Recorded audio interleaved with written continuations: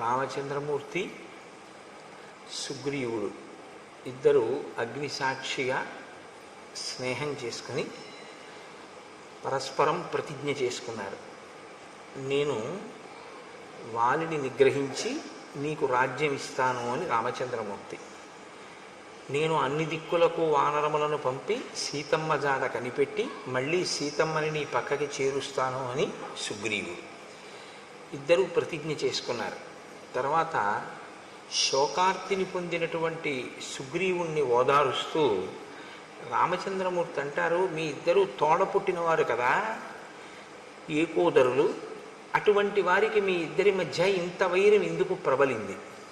నిన్ను రాజ్యభ్రష్టుణ్ణి చేసి నీ భార్యని తన భార్యగా ఎలా చేసుకున్నాడు వాలి? నాకు ఈ విషయాన్ని వివరిస్తే మీ ఇద్దరి మధ్య ఇంత వైరం రావడానికి కారణం నాకు బాగా అర్థమవుతుంది అన్నారు.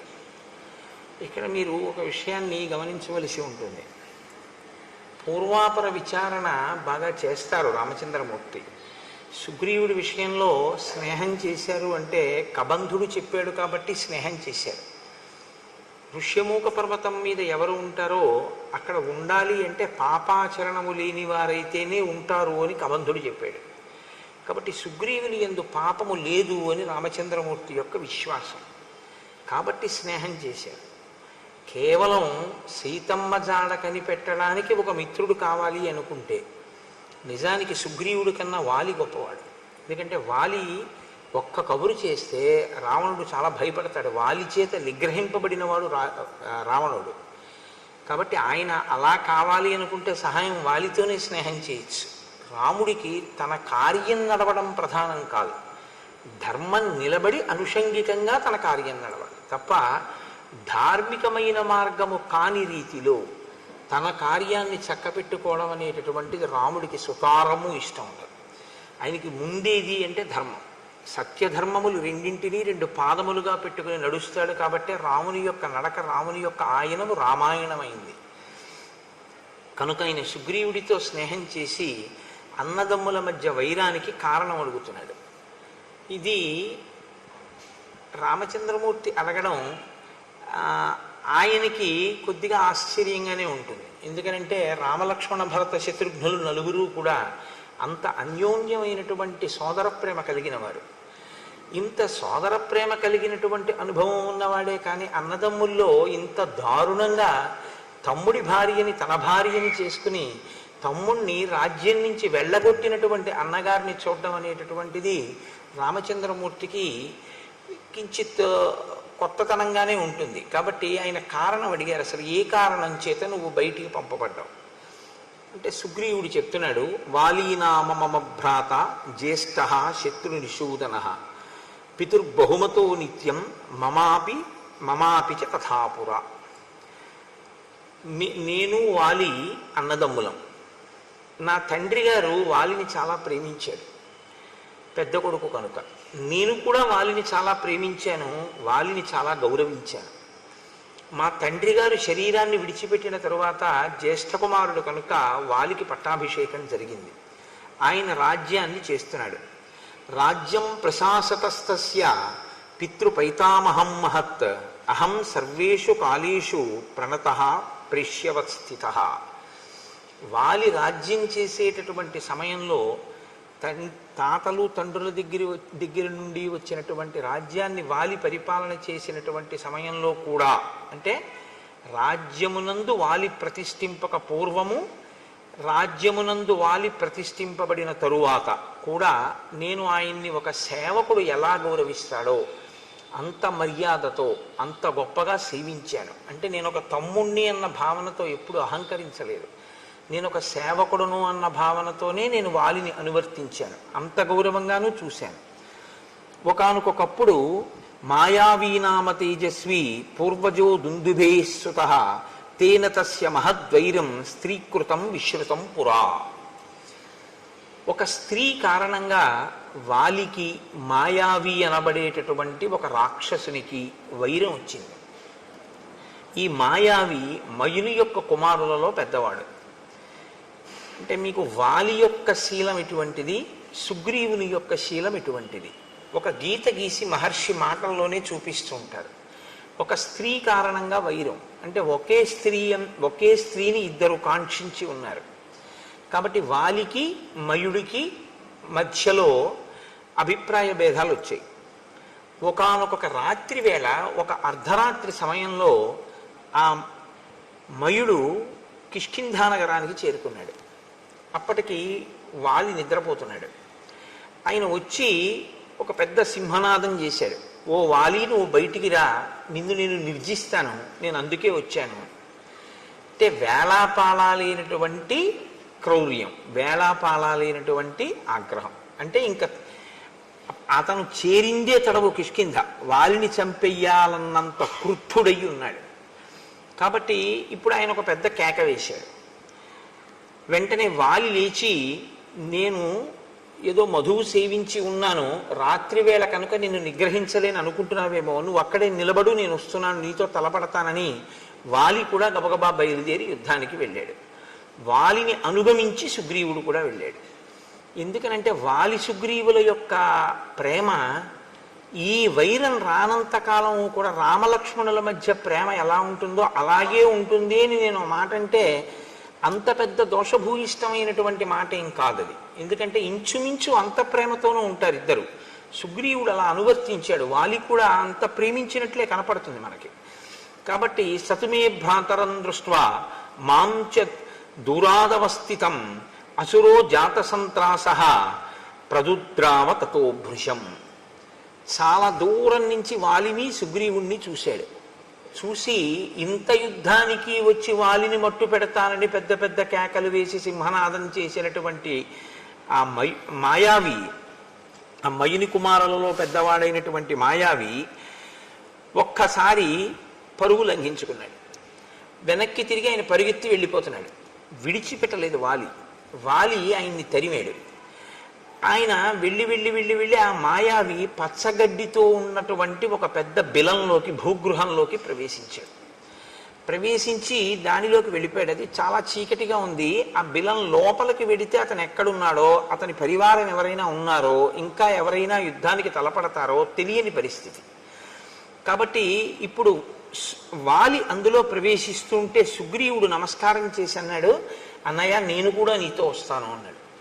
అంటే మీరు ఇది చెప్పేటప్పుడు రాముడితో చెప్తున్నాడు సుగ్రీవుడి కథ. సుగ్రీవుని యొక్క మనస్సు ఎంత పరిశుద్ధంగా ఉందో, అన్న పట్ల భిన్నాభిప్రాయం ఉన్నవాడు కాడు, అన్న రాజ్యాన్ని కైవసం చేసుకుందామనేటటువంటి ఉద్దేశ్యం ఉన్నవాడు కాడు. కాబట్టి అన్న నేను నిన్ను అనుగమించి ఈ భూగృహంలోకి వస్తాను అన్నాడు. శాపయిత్వాతు మాం పద్భ్యాం ప్రవివేశ బిలం మహత్. వాలి అన్నాడు, నేను నా పాదముల మీద ఒట్టు పెడుతున్నాను, నువ్వు నాతో రావద్దు.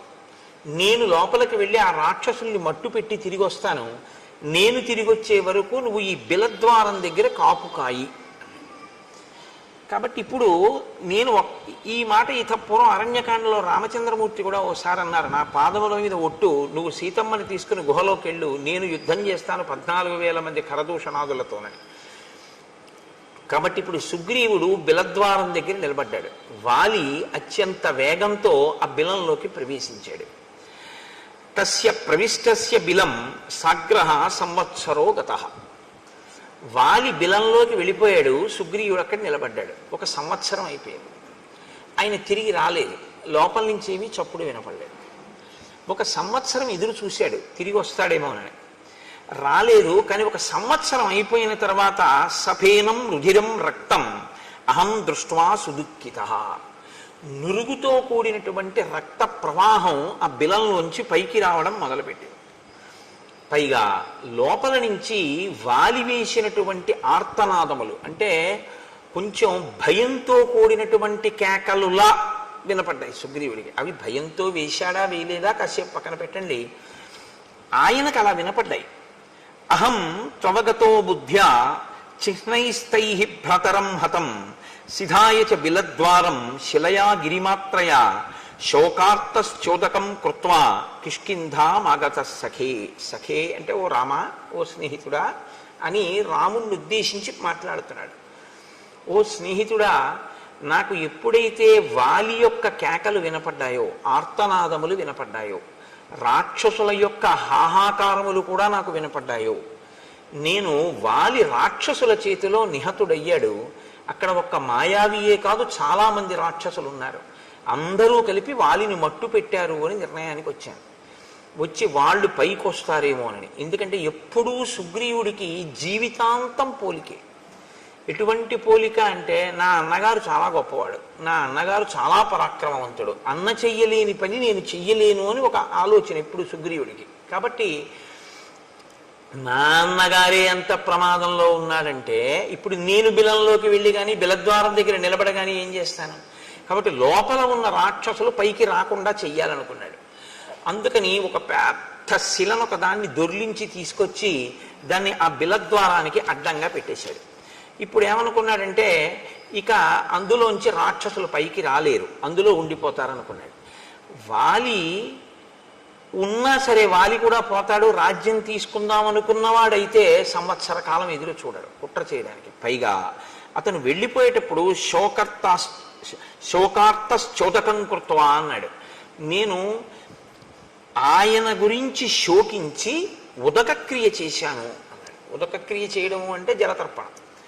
అంటే చనిపోయాడు అన్న భావనలో మనసులో అతనికి ఏం అనుమానం లేదు. బతికున్నాడో చచ్చిపోయాడో, నేను గబుక్కుని బిలానికి అడ్డంగా ఓ రాయి పెట్టేశాను, అలాంటి భావన ఏం లేదు. ఖచ్చితంగా వాలి మరణించాడని అనుకున్నాడు. అందుకే అతను ఉదకక్రియ కూడా చేసేసాడు. చేసేసి తిరిగి వచ్చాడు.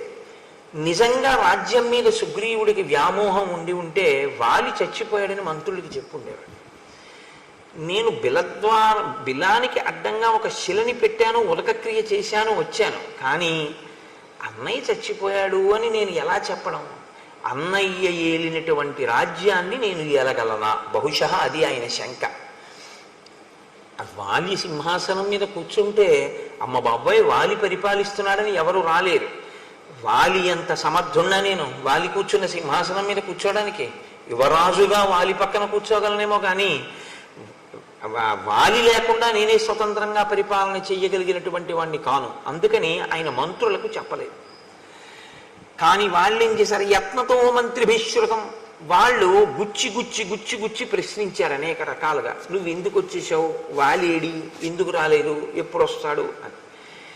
దుఃఖముతో కూడుకున్నటువంటి మనసుతో ఉన్నవాడు కాబట్టి ఒక రోజున పైకి చెప్పేశాడు, వాలి మరణించాడు అని చెప్పాడు. ఎందుకని అంటే తను అలాగే నమ్మాడు. మంత్రులు అన్నారు, వాలి మరణించాడు, నువ్వు యువరాజువి, రాజు లేడు సింహాసనం మీద, సింహాసనం ఖాళీగా ఉండకూడదు, కాబట్టి ఉత్తరాధికారివి నువ్వే కనుక నీకు రాజ్యాభిషేకం చేస్తా ఉన్నారు. అభిషిక్తంతు మాం దృష్ట్వా వాలి సంరక్తలోచన మదీయాన్ మంత్రినో బద్ధ్వా పరుషం వాక్యమబ్రవీత్. ఈయనకి పట్టాభిషేకం చేశారు, సుగ్రీవుడు రాజ్యం చేస్తున్నాడు. సుగ్రీవుడు రాజ్యం చెయ్యడం మొదలుపెట్టినటువంటి కొద్ది కాలానికే వాలి వచ్చాడు. వాలి తిరిగి వచ్చి చూసి సుగ్రీవుడు రాజుగా ఉండడం చూడగానే ఆయన కళ్ళు ఎర్రపడ్డాయి. కుట్ర చేసి రాజ్యం పుచ్చుకున్నాడు అన్న భావన ఏర్పడింది. ఆయన సుగ్రీవుడిని అడగలేదు. అసలు సుగ్రీవుడు మాట్లాడడానికి కానీ సుగ్రీవుడు చెప్పడానికి కానీ అవకాశం ఇవ్వలేదు. సుగ్రీవుడు చెప్పింది నమ్మలేదు కూడా. కాబట్టి మదీయాన్ మంత్రినో బద్ధ్వా పరుషం వాక్యమబ్రవీత్. నా మంత్రులందరినీ ఖైదు చేసేసాడు.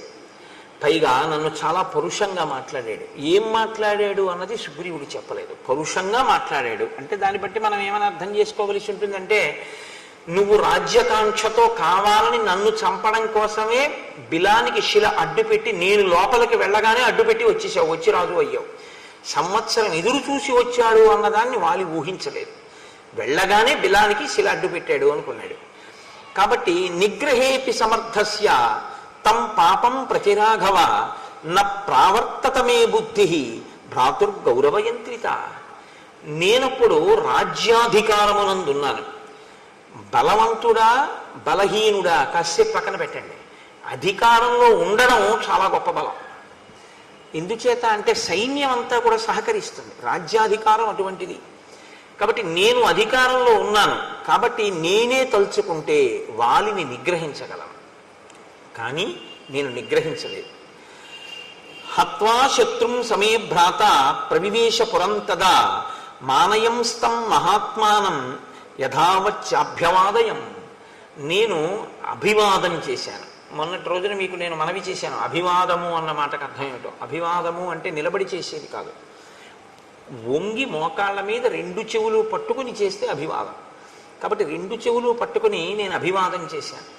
అలా అభివాదం చేస్తే గుర్తు ఏమిటంటే ఆశీర్వచనాన్ని అపేక్షించినట్లు. అభివాదం చేసినప్పుడు వెంటనే ఆశీర్వచనం చేస్తారు. కాబట్టి నాకు ఆశీర్వచనం చెయ్యలేదు మా అన్నయ్య. నేను అభివాదం చేసి మా అన్న పక్కన నిలబడ్డాను. ఉక్తాశ్చ నాశిషస్తేన సంతుష్టేన అంతరాత్మన. ఆయన మనసులో తృప్తిని పొందలేదు నేను అలా అభివాదం చేసినా కూడా. ఆయన నాకు ఆశీర్వచనం చెయ్యలేదు. నత్వా పాదావహం తస్య మకుటేనా స్పృశం ప్రభో అపి వాలీవమ క్రోధాత్ న ప్రసాదం చకారసః. నేను నా కిరీటం ఆయన పాదాలకు తగిలేటట్టుగా వంగి ఆయన పాదములకు నా కిరీటాన్ని తగల్చి నమస్కరించాను. నమస్కరించి నేను ఆయనతో ఒక మాట చెప్పాను, అన్నయ్య నేను యథార్థంగా రాజ్యం కోరుకోలేదు, నువ్వు మంత్రులను అడుగు. నేను 1 సంవత్సరం ఎదురు చూశాను నువ్వు వస్తావని. నురుగుతో కూడిన రక్తపు వరద వచ్చింది. నేను నీకే ప్రమాదం జరిగింది అనుకున్నాను. అందుకని 1 సంవత్సరం తర్వాత ఒక బండ అడ్డంగా పెట్టి తిరిగి వచ్చేశాను. నేను మంత్రులకు చెప్పలేదు. వారు నన్ను గుచ్చి గుచ్చి ప్రశ్నించారు. ప్రశ్నించి వాళ్ళు బలవంతంగా నాకు పట్టాభిషేకం చేశారు. అభిషిక్తోన కామేన తన్మేత్వం క్షంతుమర్హసి. నేను కావాలని చేసుకున్న పట్టాభిషేకం కాదు, కానీ నాకు పట్టాభిషేకం జరిగిందన్నమాట వాస్తవం. అన్నయ్య, ఈ జరిగిన పట్టాభిషేకానికి నన్ను క్షమించు, నాకు తెలియదు నువ్వు ఉన్నావని. కాబట్టి ఇప్పుడు ఈ రాజ్యాన్ని నీకు అప్పజెప్పేస్తున్నాను. నువ్వే సింహాసనం మీద కూర్చుని పరిపాలన చేయి. నీ వంటి మహాత్ముడు పరిపాలన చేస్తుంటే నీ మీద ప్రభువుగా కూర్చున్నాడు. ప్రభువుగా కూర్చున్నవాడు అకస్మాత్తుగా మళ్ళీ యువరాజుగా రావడం అనేటటువంటిది ఎవ్వరికీ అంగీకారయోగ్యం కాదు. యువరాజు రాజు తర్వాత ఉండేటటువంటి రాజరికం. ఒకసారి రాచరికం చేసి మళ్ళీ యువరాజుగా కూర్చోవడం అనేటటువంటిది ఒక వ్యక్తి అంగీకరించగలిగినటువంటి విషయం కాదు, అంత తేలిక కాదది. కానీ సుగ్రీవుడు దానికి సిద్ధపడ్డాడు.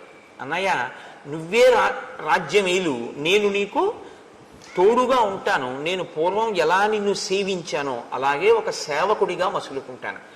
నేను యువరాజుగానే ఉంటాను అని అభ్యర్థించాను. కానీ వాలి సభని ఏర్పాటు చేసి మంత్రుల్ని పౌరుల్ని అందరినీ పిలిచాడు. పిలిచి ఒక మాట అన్నాడు.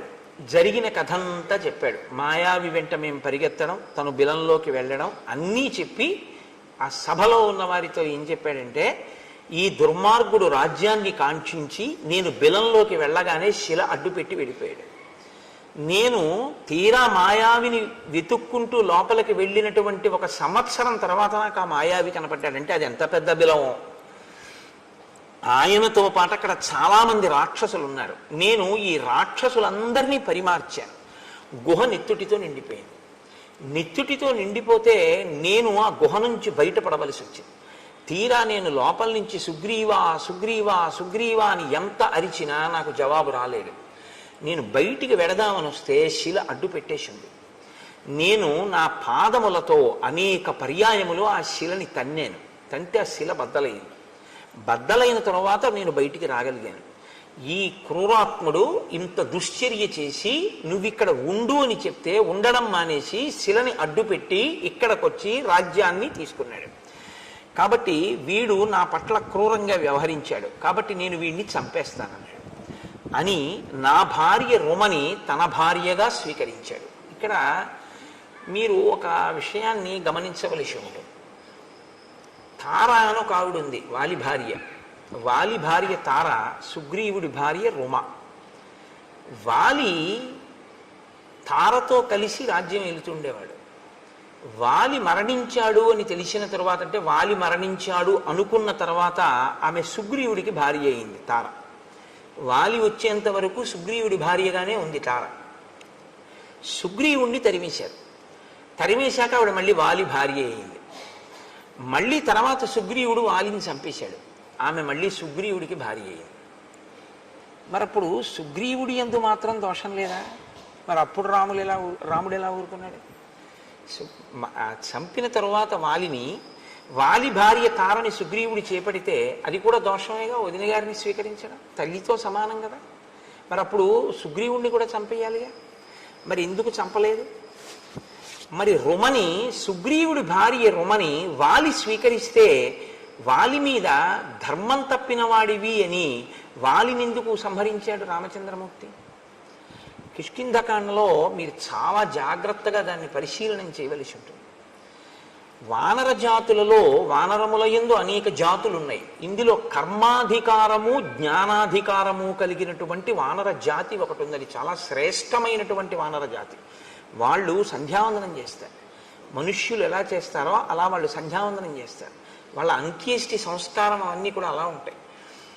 వాలి సుగ్రీవుడు సంధ్యావందనం చేసేటటువంటి వానర జాతిలో వచ్చినటువంటి వాడు. సంధ్యావందనం చేసే అధికారం ఉన్నటువంటి వానర జాతిలో ఒక నియమం ఉంది. అన్న వదిన, తమ్ముడు మరదలు, రెండు జంటలు ఉండగా ఏ కారణం చేతనైనా అన్నగారు కానీ తమ్ముడు కానీ మరణిస్తే, మరదలు కానీ వదిన గారు కానీ మిగిలినటువంటి వారిని, అంటే ఒక ఉదాహరణ చెప్పాలి అంటే అన్నగారు మరణించాడు అనుకోండి, ఇప్పుడు ఆ వదిన గారు తనంత తాను కోరుకుంటే తమ్ముడికి భార్య అవ్వచ్చు. అలాగే తమ్ముడు మరణించాడు అనుకోండి, తమ్ముడి భార్య కోరుకుంటే అన్నగారికి భార్య కావచ్చు. అది వాళ్ళ ధర్మం, వాళ్ళ నియమం. అది మీరు మన నియమాలని తీసుకెళ్ళి అక్కడ పెట్టకండి. వాళ్ళ నియమం అలా ఉంది, అది వాళ్ళకి ధర్మబద్ధం. కాబట్టి వాలి భార్యగా తార ఉన్నంతకాలం సుగ్రీవుడు ఎప్పుడు స్వీకరించలేదు. వాలి మరణించాడు అని పరిపూర్ణంగా నమ్మాడని గుర్తేమిటంటే పట్టాభిషేకం చేసుకుని తారని కూడా తీసుకున్నాడు. ఆవిడ అంగీకరించింది సుగ్రీవుడు భార్యగా ఉండడానికి, కాబట్టి స్వీకరించాడు. ఇప్పుడు తప్పు లేదు.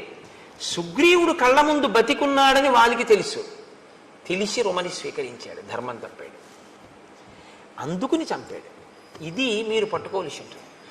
తర్వాత సుగ్రీవుడు మరణించాడు, వాలి మరణించాడు. వాలి మరణించిన తరువాత వాలి భార్య తార ఇప్పుడు భర్త పోయాడు కాబట్టి కోరుకుంటే ఆయన తమ్ముడికి భార్యగా వెళ్ళవచ్చు. కాబట్టి తార తమ్ముడికి భార్యగా వెళ్ళింది.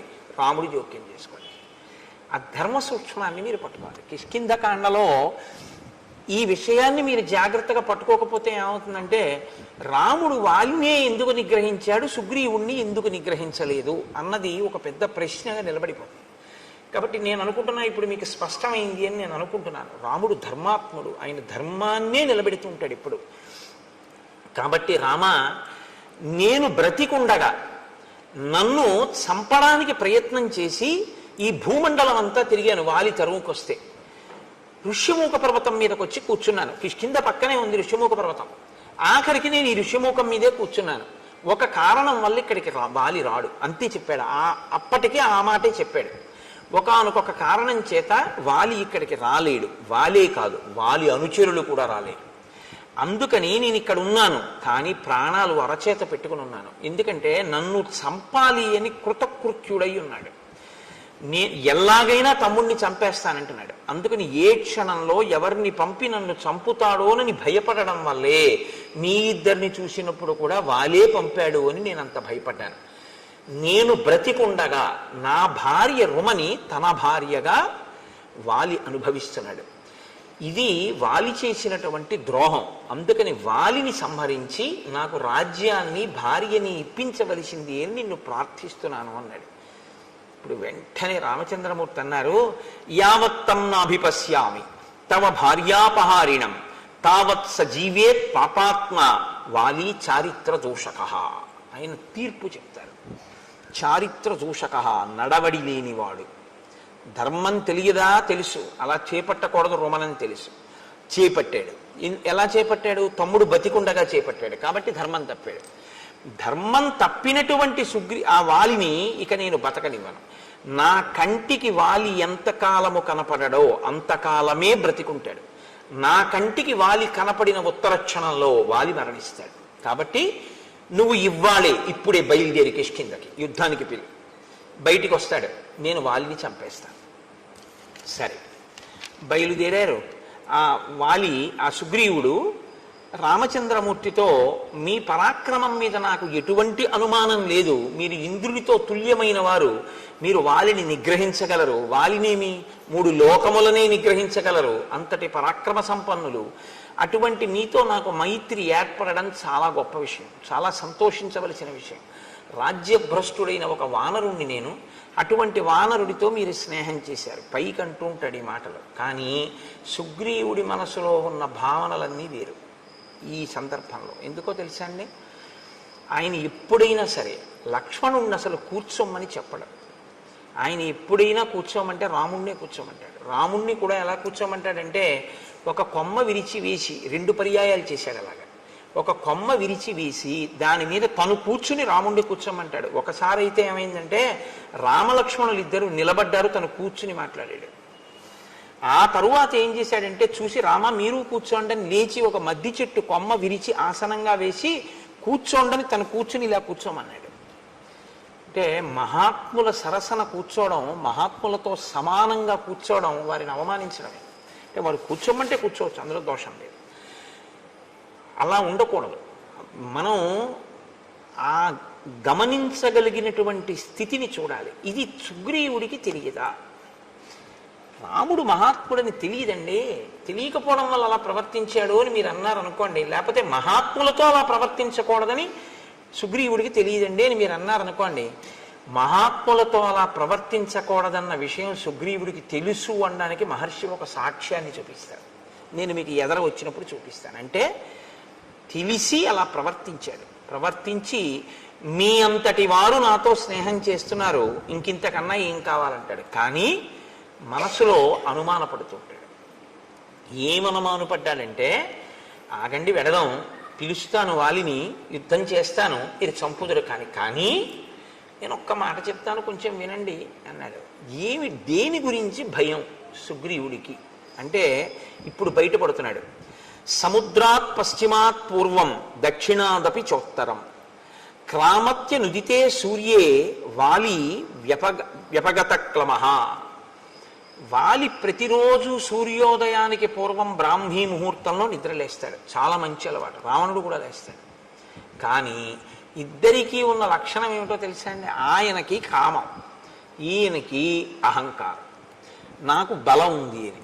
సంధ్యావందనం చెయ్యాలి అనుకున్నటువంటి వాడు ఓ చోట కూర్చుని చేసుకుంటే చాలు. అంతేకాని బలం ఉంది కదా అని సంధ్యావందనం చేసేటటువంటి వాడు ఏదో చెరువు దగ్గరికి వెడితే 4 గట్ల మీద సంధ్యావందనం చేయాలి, 4 చోట్లకి వెళ్ళి తర్పణ అర్ఘ్యం ఇవ్వాలని ఏం లేదు. కానీ ఒంటి బలం అటువంటిది. కాబట్టి ఆయన ఏం చేస్తాడంటే 4 సముద్రముల దగ్గరికి వెడతాడు అర్ఘ్యం ఇచ్చేటప్పుడు. అంటే దిగ్దేవతా నమస్కారానికి తిరిగినట్టుగా 4 సముద్రములకు వెడతాడు. తూర్పు సముద్రం, పశ్చిమ సముద్రం, ఉత్తర సముద్రం, దక్షిణ సముద్రం ఒక్కొక్క గంతులోనే వెళ్ళిపోతాడు.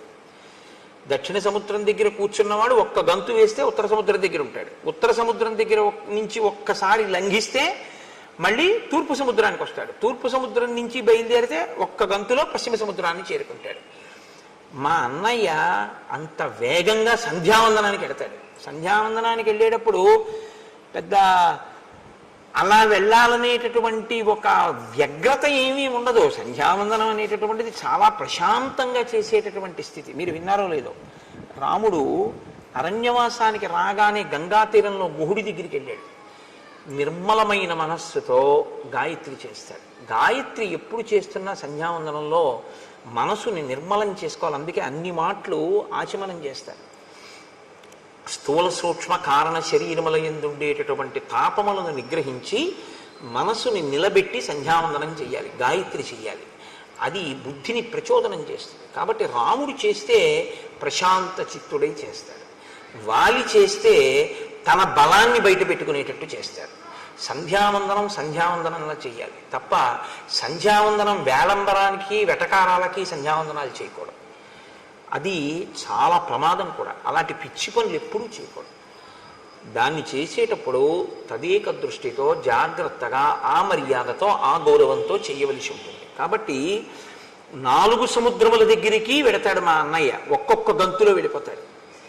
అయిపోయిన తర్వాత ఏం చేస్తాడో తెలుసా? సంధ్యావందనం అయ్యాక అంటే సూర్యోదయం అయిపోయే లోపల ప్రాయశ్చిత్తం లేకుండా కదా అర్ఘ్యం ఇచ్చేయాలి. కాబట్టి త్వరతో ముందు సంధ్యావందనం చేస్తాడు. చేసిన వెంటనే ఏం చేస్తాడంటే అగ్రాణ్యారుహ్య శైలానాం శిఖరాణి మహాంత్యపి ఊర్ధ్వముత్పాత్య తరసా ప్రతిగృహాతి వీర్యవాన్. ఆయన పర్వతముల యొక్క శిఖరముల దగ్గరికి వెళ్ళి నించుంటాడు. నించుని ఆ పర్వత శిఖరములను ఊపి చేత్తో బంతులు పట్టుకున్నట్టు పట్టుకుంటాడు. పట్టుకుని ఈ శిఖరములను గాలిలోకి ఎగరేస్తాడు. ఎగరేసి పట్టుకుంటూ ఉంటాడు కింద పడకుండా. పర్వత శిఖరములను పిరికి ఆడుకోవడం మా వాడికి పొద్దున్నే చేసుకునే వ్యాయామం లాంటిది. బంతి ఆట కింద లెక్క అది. శిఖరములతో ఆడుకుంటాడు అలాగా. అంటే ఎంతటి బలవంతుడో, ఎంతటి వేగమున్నవాడో గమనించు. బలం ఉండడం ఒకెత్తండి, బలానికి పక్కన వేగం ఉండడం మరింత ద్విగుణీకృత బలం. అది బలం ఉన్న చోట వేగం ఉండాలని లేదు, వేగం ఉన్న చోట బలం ఉండాలని లేదు. బలము వేగము కూడా ఉన్నాయనుకోండి, చాలా కష్టం ఇంకా పట్టుకోవడం. అంత వేగంగా వచ్చి మీద పడిపోతాడు. అంత వేగం ఉన్నవాడు, అంత బలం ఉన్నవాడు మా అన్నయ్య. బహవః సారవంతశ్చ వనేషు వివిధాద్రుమాః వాలినా తరసా భగ్న బలం ప్రథయతాత్మనః. మా అన్నయ్య పచ్చగా ఉన్నటువంటి ఆకులతో ఉన్న సాలవృక్షముల దగ్గరికి వెడతాడు. వెళ్ళి ఆకాశం అంతెత్తు పెరిగిపోయి కొమ్మలతో రెమ్మలతో పచ్చి ఆకులతో ఉన్న సాలవృక్షం దగ్గరికి వెళ్ళి దాని మొదలు పట్టుకుని ఒకసారి ఊపుతాడు. ఊపి పైకి చూస్తాడు. చూస్తే అపర్ణః, ఇహ ఆకులు ఉండవు ఆ చెట్టుకి, అన్ని ఆకులు కింద పడిపోతాయి. పచ్చాకు పడ్డం చాలా కష్టం, పచ్చాకు ఊడదు. కానీ మా అన్నయ్య సాలవృక్షాన్ని కదిపితే ఆకులన్నీ ఊడి కింద పడిపోతాయి. అంతటి మహాబలవంతుడు. అంటే ఏమిటి? నిన్ను నమ్మి నేను వెళ్ళొచ్చా? నేను వెళ్ళి యుద్ధానికి పిలిచిన తరువాత నువ్వు తట్టుకోలేకపోతే, ఏదో వాలి చంపేస్తానంటున్నావు, మంచిదే పాపం, ఏదో మిత్రత్వంతో. కానీ తీరా అక్కడికి నువ్వు వచ్చి కాళ్ళు చాపావనుకో, నా పరిస్థితి ఏమిటి? వదిలిపెట్టండి నన్ను ఇంకా. కాబట్టి మా అన్నయ్య బలం ఏమిటో ముందు తెలుసుకో. అంటే రాముని మీద కించిత్ అనుమానం, రాముని యొక్క బలం మీద పరిపూర్ణమైనటువంటి విశ్వాసం ఉన్నవాడు కాదు. ఈ మాట చెప్పిన తరువాత ఇంకొకటి చెప్తున్నాడు. మహిషోదుందుభిర్నామ కైలాస శిఖర ప్రభ బలం నాగసహస్రస్య ధరయామాస వీర్యవాన్. దుందుభి అని ఆ మాయావి యొక్క తమ్ముడు, వాడికన్నా గొప్పవాడు వీడు. వీడికి 1000 ఏనుగుల యొక్క బలం ఉన్నటువంటి వాడు. 1000 ఏనుగుల బలం ఉంటే వచ్చిన ఇబ్బంది ఏముందండి? దానికి పెద్ద గొడవే ఉంది. ఆయన బలం అయింది, ఆయన తిండి అయింది. కానీ వచ్చిన బాధ ఏమిటంటే బలం ఉంది కాబట్టి రోజు ఎవరో ఒకళ్ళతో యుద్ధానికి వెళ్తాడు. యుద్ధానికి వెళ్ళడానికి ఆయనకి ఈయనకి ఏమీ అభిప్రాయ భేదాలు ఉండక్కర్లేదు. బలవంతులు ఎవరని అడుగుతాడు. బలానా ఆయన బలవంతుడండి అన్నారనుకోండి, నేను పొద్దున్నే వెళ్ళి వాళ్ళు ఇంటి ముందుకు వెళ్ళి జబ్బలు ధరుస్తాడు, వస్తావా రావా యుద్ధం చేస్తానంటాడు. అంటే ఓడించేయాలంతే. నేను బలవంతుడననేటటువంటి ఒక ఖండకావరం అన్నమాట. కాబట్టి ఈ దుందుబి 1000 ఏనుగుల బలం ఉన్నవాడు కాబట్టి ఒకసారి సముద్రుడి దగ్గరికి వెళ్ళాడు. సముద్రుడు అనంతమై గంభీరంగా ఉంటాడు కాబట్టి ఆయన దగ్గరికి వెళ్ళి జబ్బలు చరిచి అన్నాడు, నువ్వు ఇంత పెద్ద సముద్రుడు ఉన్నావు, ఇంత బలవంతుడు అంటారు, ఇవాల్టితో నీ పొగరనిచేస్తాను, రా యుద్ధానికి అన్నాడు. ఆయన ఏం చేశాడు అంటే ఆయన ఏం చెయ్యక్కర్లేదు, బలం ఉంది కాబట్టి గొడవ పెట్టుకుంటూ ఉంటాడు. అదే రాక్షస ప్రవృత్తి అంటే, అంతకన్నా ఇంకేముండదు. కాబట్టి ఎప్పుడైనా అటువంటి వాడు మీకు కనపడితే మీరేం చేయాలంటే సముద్రుల్లా హిమవంతుల్లా మాట్లాడాలి అని గుర్తుపెట్టుకోండి. తప్ప మీరు యుద్ధానికి వెళ్ళిపోకూడదు, వాళ్ళే మీరు కూడా రెచ్చిపోకూడదు. కాబట్టి సముద్రుడు ఎంత గంభీరంగా మాట్లాడాడంటే ఆయనే గాంభీర్యం సముద్రం అంటే. తత సముద్రో ధర్మాత్మ సముద్ధాయ మహాబల అబ్రవీద్వచనం రాజనం అసురం కాలచోదితం. కాలము చేత గ్రసింపబడడానికి సిద్ధపడుతున్నటువంటి ఆ దుందుబికి ఈ కండకావరం పెరిగింది. కాబట్టి సముద్రుడి దగ్గరికి వెడితే సముద్రుడు లేచి అన్నాడు, నీతో నేనేమి యుద్ధం చేస్తానయ్యా? సమర్థో నాస్మితే దాతుం యుద్ధం యుద్ధ విశారద శ్రూయతాం చాభిదాస్యామి ఎస్తే యుద్ధం ప్రదాస్యతి. శైలరాజో మహారణ్యే తపస్వి శరణం పరం శంకర శ్వశురో నామ్నా హిమవానితి విశ్రుత గృహప్రస్రవణోపేతో బహుకందర నిర్ఝర స సమర్థస్తవ ప్రీతిం అతులాం కర్తుమాహవే. ఉత్తర దిక్కున హిమవంతుడున్నాడు. హిమవంతుడు చాలా పెద్ద పర్వతం. ఋషులందరూ ఆయన్ని ఆశ్రయించి ఉంటారు, తపస్సు చేసుకోవడానికి ఆ హిమవత్ పర్వతం మీద ఉంటారు. ఆ ఆయన యందు పెద్ద పెద్ద గుహలు ఉన్నాయి, అనేకమైన నదులు పుట్టి ఆయన మీద ప్రవహిస్తూ ఉంటాయి, అంత బలవంతుడు. పైగా శంకరుడికి మామగారు కాబట్టి ఆ హిమవంతుడి దగ్గరికి వెళ్ళి అడుగు, ఆయన చేస్తాడు యుద్ధం. నీలాంటి వాడితో నేనేం యుద్ధం చేస్తాను, కాబట్టి నాతో యుద్ధం అక్కర్లేదు, నేనే చెప్తున్నానుగా చేయలేనని ఆయన దగ్గరికి వెళ్ళాను. వాడు వెంటనే అయితే నువ్వు చేయలేవన్నమాట, కాబట్టి ఓడిపోయినట్టే. వాడికి అక్కడతో ఆ కోరిక తీరిపోయింది. కాబట్టి ఇప్పుడు కానీ వాడికి ఆ తీట వదిలిపోతూ ఉండాలి, రోజు ఎవరో ఒకరితో యుద్ధం చెయ్యాలి వాడు. కాబట్టి వాడు హిమవంతుడి దగ్గరికి వెళ్ళాడు, పిలిచి నువ్వు నాతో యుద్ధం చెయ్యాలి, సముద్రుడు నీ గురించి ఇంత గొప్పగా చెప్పాడు, నేను నీతో యుద్ధానికి వచ్చానన్నాడు. అంటే ఆయన అన్నాడు, దేనికి యుద్ధం, మన ఇద్దరి మధ్య వైరమేం లేదు, నిష్కారణంగా నాతో యుద్ధం ఎందుకు అంటే, లేదు నాకు బలం ఉంది, నువ్వు బలవంతుడవో నేను బలవంతుడినో తేలిపోవాలన్నాడు. నీ అంత బలవంతుడిని నేను కాదని నేనే చెప్తున్నాను. నేను ఏదో తాపసులకి ఆశ్రయం ఇస్తూ ఉంటాను, వాళ్ళు తపస్సు చేసుకుంటూ ఉంటారు నా దగ్గర, నేను అందుకు పనికి వచ్చేవాడినే కానీ ఇలా యుద్ధాలు అవి నేను చేయలేను అన్నాడు. నువ్వు యుద్ధం అన్నా చెయ్యి, నాతో యుద్ధం చేసేవాడిని అన్నా చూపించన్నాడు. అదో పెద్ద విచిత్రమైనటువంటి విషయం.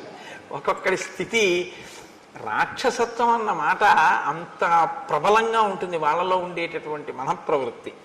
అంటే ఆయన అన్నాడు, వాలీనామ మహాప్రాజ్ఞ శక్రతుల్య పరాక్రమ అధ్యాస్తే వానర శ్రీమాన్ కిష్కింధాం అతుల ప్రభాం స సమర్థో మహాప్రాజ్ఞ తవ యుద్ధ విశారద ద్వంద్వయుద్ధం మహద్దాతుం నముచేరివ వాసవ. నముచికి ఇంద్రుడికి యుద్ధం జరిగితే ఎలా ఉంటుందో అలా ఉంటుంది నువ్వు వాలితో యుద్ధం చేస్తే. కిష్కింధా రాజ్యాన్ని పరిపాలన చేస్తున్నాడు, మహాబలవంతుడు, నీకు తగినవాడు, ఆయనతో యుద్ధం చేయి, మీ ఇద్దరికి సరిపోతుంది, బాగుంటుంది, నాతో ఎందుకు, అక్కడికి వెళ్ళన్నాడు. అంటే మళ్ళీ ఒక్క గంతులో అక్కడి నుంచి ఇక్కడికి వచ్చాడు. కానీ పాపం అప్పటికే తిరిగాడు కదండి, మరి ఓసారి సముద్రుడి దగ్గరికి వెళ్ళాడు, ఓసారి హిమవంతుడి దగ్గరికి వెళ్ళాడు. దేనికి, ఓ పుణ్యమా పురుషార్థమా, గొడవ తెచ్చుకోవడానికి వెళ్ళాడు. గొడవ పెట్టుకోలేదు వాళ్ళు గొడవ పెట్టుకోలేదన్న కక్ష కడుపులో ఉండిపోయింది. వాళ్ళు గొడవ పెట్టుకోలేదు, ఇవాళ నాకు యుద్ధం చేయడానికి ఒక్కడు దొరకలేదు, సూర్యాస్తమయం అయిపోయింది. వాడికి ఎంత బాధో చూడండి. ఏదో ఇవాళ నేను అయ్యో ఒక్క గుడికి వెళ్ళలేదు, ఒక్క గోపురానికి వెళ్ళలేదు, రామాయణంలో ఒక్క శ్లోకం చదవలేదు, ఒక్కసారి రామనామం రాయలేదు, రామరామ అనలేదు, ఇవాళంతా ఏమిటో ఇలా గడిచిపోయింది అని భక్తుడు విసుక్కున్నట్లు వాడికి చాలా కోపం వచ్చింది. సూర్యాస్తమయం అయిపోయింది, ఒక్కడు గొడవకు వచ్చిన వాడు లేడు, ఒక్కడితో యుద్ధం దొరకలేదు, చీకటి పడిపోయింది. వీడు వస్తాడో రాడో, పడుకున్నాడో ఏమో. కాబట్టి ఇప్పుడు రెచ్చగొట్టడానికి కిష్కింధ వెళ్ళాడు. అప్పటికే బాగా చీకటి పడిపోయింది, ఊరుకోవచ్చు, కానీ రేపొద్దున మళ్ళీ ఎక్కడికన్నా వెళ్ళిపోతానంటాడేమో అని కంగారు, యుద్ధానికి ముందే సిద్ధం చేసేసుకుంటే పోతుందని. అంటే ఎంత వెర్రిగా ఉంటారో చూడండి ఒక్కొక్కళ్ళ మనస్తత్వం. మీరు ఇవి చూసి రామాయణం చూసి అలా ఉంటారనుకోకండి, నేను పేర్లు చెప్తే బాగుండదు, పేపర్లలో చదవట్లా మీరు, ఎంతమందో ఇలాంటి వాళ్ళు. కాబట్టి అయిన దానికి కాని దానికి జబ్బలు చదవడం, రా నాతో అంటూ ఉండడం, ఎంత రాక్షసత్వంతో ఉంటారు. కిమర్థం నగరద్వారం ఇదం వృద్ధ్వా వినర్దసి దుందుబే విదితో మేసి రక్ష ప్రాణాన్ మహాబల. వాలి ఈ దుందుబి చేసినటువంటి హడావిడి విన్నాడు. ఆయన వచ్చినవాడు ఊరుకున్నాడా, ఒక మహిష రూపంలో వచ్చాడు, వచ్చి ఒక పెద్ద మహానాదం ఒకటి చేశాడు. ఆ కిష్కింధంతా చెట్లున్నాయి, ఆ చెట్లన్నీ విరగ్గొట్టేస్తున్నాడు, గిట్టలతో భూమినంతటినీ కూడా ఓ ఇలా దున్నేసి ఆ పైకి మట్టి రేపేసి భూమిని బద్దలు చేసేస్తున్నాడు. ఆ బలంతో ఆ నగర ద్వారాన్ని భేదించేస్తున్నాడు, బద్దలు కొడుతున్నాడు. బద్దలు కొడుతుంటే వాలి నిద్ర లేచన్నాడు, ఎందుకురా, ఎవడరా అల్లరి చేస్తున్నవాడు, ఏమిట్రా అంత కంగారు వాడికి, ఎందుకు అలా ఆ నగర ద్వారాన్ని బద్దలు కొడుతున్నాడు అంతే. ఆయన అడిగింది, నాకు నీతో యుద్ధం కావాలి, ఇప్పుడు చేస్తావా రేపు చేస్తావా అని అడిగితే అయిపోతుంది పోనీ. కానీ వీడన్నాడు, అంటే రాక్షసత్వం అంటే మాటలు ఎలా ఉంటాయో చూడండి, అకారణంగా. నత్వం స్త్రీ సన్నిధౌ వీర వచనం వక్తుమర్హసి మమ యుద్ధం ప్రయచ్ఛాత్య తతో జ్ఞాస్యామి తే బలం. ఆడాళ్ళ దగ్గర కూర్చొని అరవడం కాదు.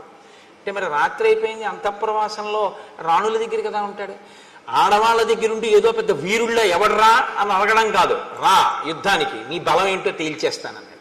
ఎవరసలు వాడు, ఏమీ చెప్పడం, కంగారు. అనుకుని మళ్ళీ ఏమనుకున్నాడో వెంటనే అభయం ఇచ్చాడు, ఫోన్లే చీకటి పడిపోయాక వచ్చాను కదా అని. అధమాధారయిష్యామి క్రోధమధ్య నిశామి మాం గృహ్యతాం ఉదయ స్వైరం కామభోగీషు వానర. పోన్లే ఎలాగోలా కష్టపడి రేపు పొద్దుటి వరకు నేను ఈ కోపాన్ని ఇలాగే అట్టే పెట్టుకుంటాను, రేపు పొద్దున్న యుద్ధానికి రా, ఇవాళకి రాత్రి నీ రాణులతో హాయిగా కామోపభోగాన్ని అనుభవించు. ఎందుకు ఆ కోపాన్ని నిలబెట్టుకోవడం? ఎవడైనా కోపం వదిలేస్తానని చూడాలి. ఆయన అంటాడు చాలా కష్టం మీద రేపు పొద్దుటి వరకు కోపాన్ని నిలబెట్టుకుంటానంటాడు. అంటే దుష్టుడి యొక్క మనఃప్రవృత్తి ఎలా ఉంటుందో చూడండి. ఉత్తమే క్షణకోపస్య మధ్యమే ఘటికాద్వయం మధమే స్యాదహోరాత్రం పాపిస్తే మరణాంతక. కష్టపడి కోపం నిలబెట్టుకోవడం ఎందుకండి?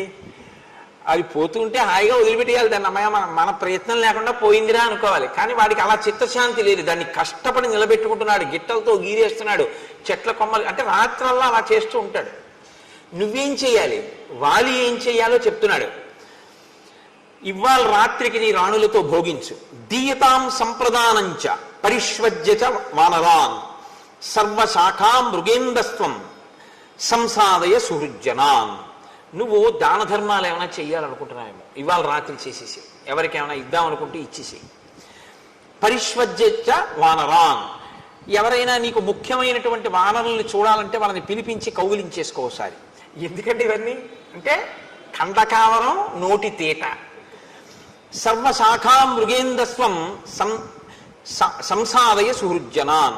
ఒకసారి నీ సుహృత్తులు ఉంటారు, మంచి స్నేహితులు, మళ్ళీ చూడడం ఉండదు, రేపు పొద్దున చంపేస్తాను నేను, అందుకని వాళ్ళందరినీ పిలిచి ఓసారి చూసేసి. అంటే దేనికి చంపేస్తావు? ఏమి కారణం లేదు, తను బలవంతుడు అనిపించుకోవాలి కాబట్టి చంపేస్తాడంతే. సుదృష్టాం కురు కిష్కింధాం కురుష్వాత్మ సమంపురే క్రీడస్వచ సహ స్త్రీభి అహం తే దర్పనాశన.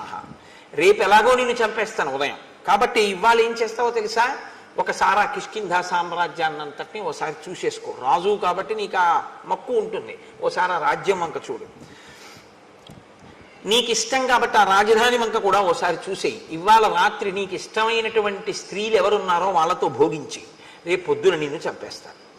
యోహిమత్తం ప్రమత్తం వా సుప్తం వా రహితం భృశం హన్యాత్ స భ్రూణలోకే తద్విధం మదమోహితం. అసలు ఇప్పుడే చంపేద్దరు.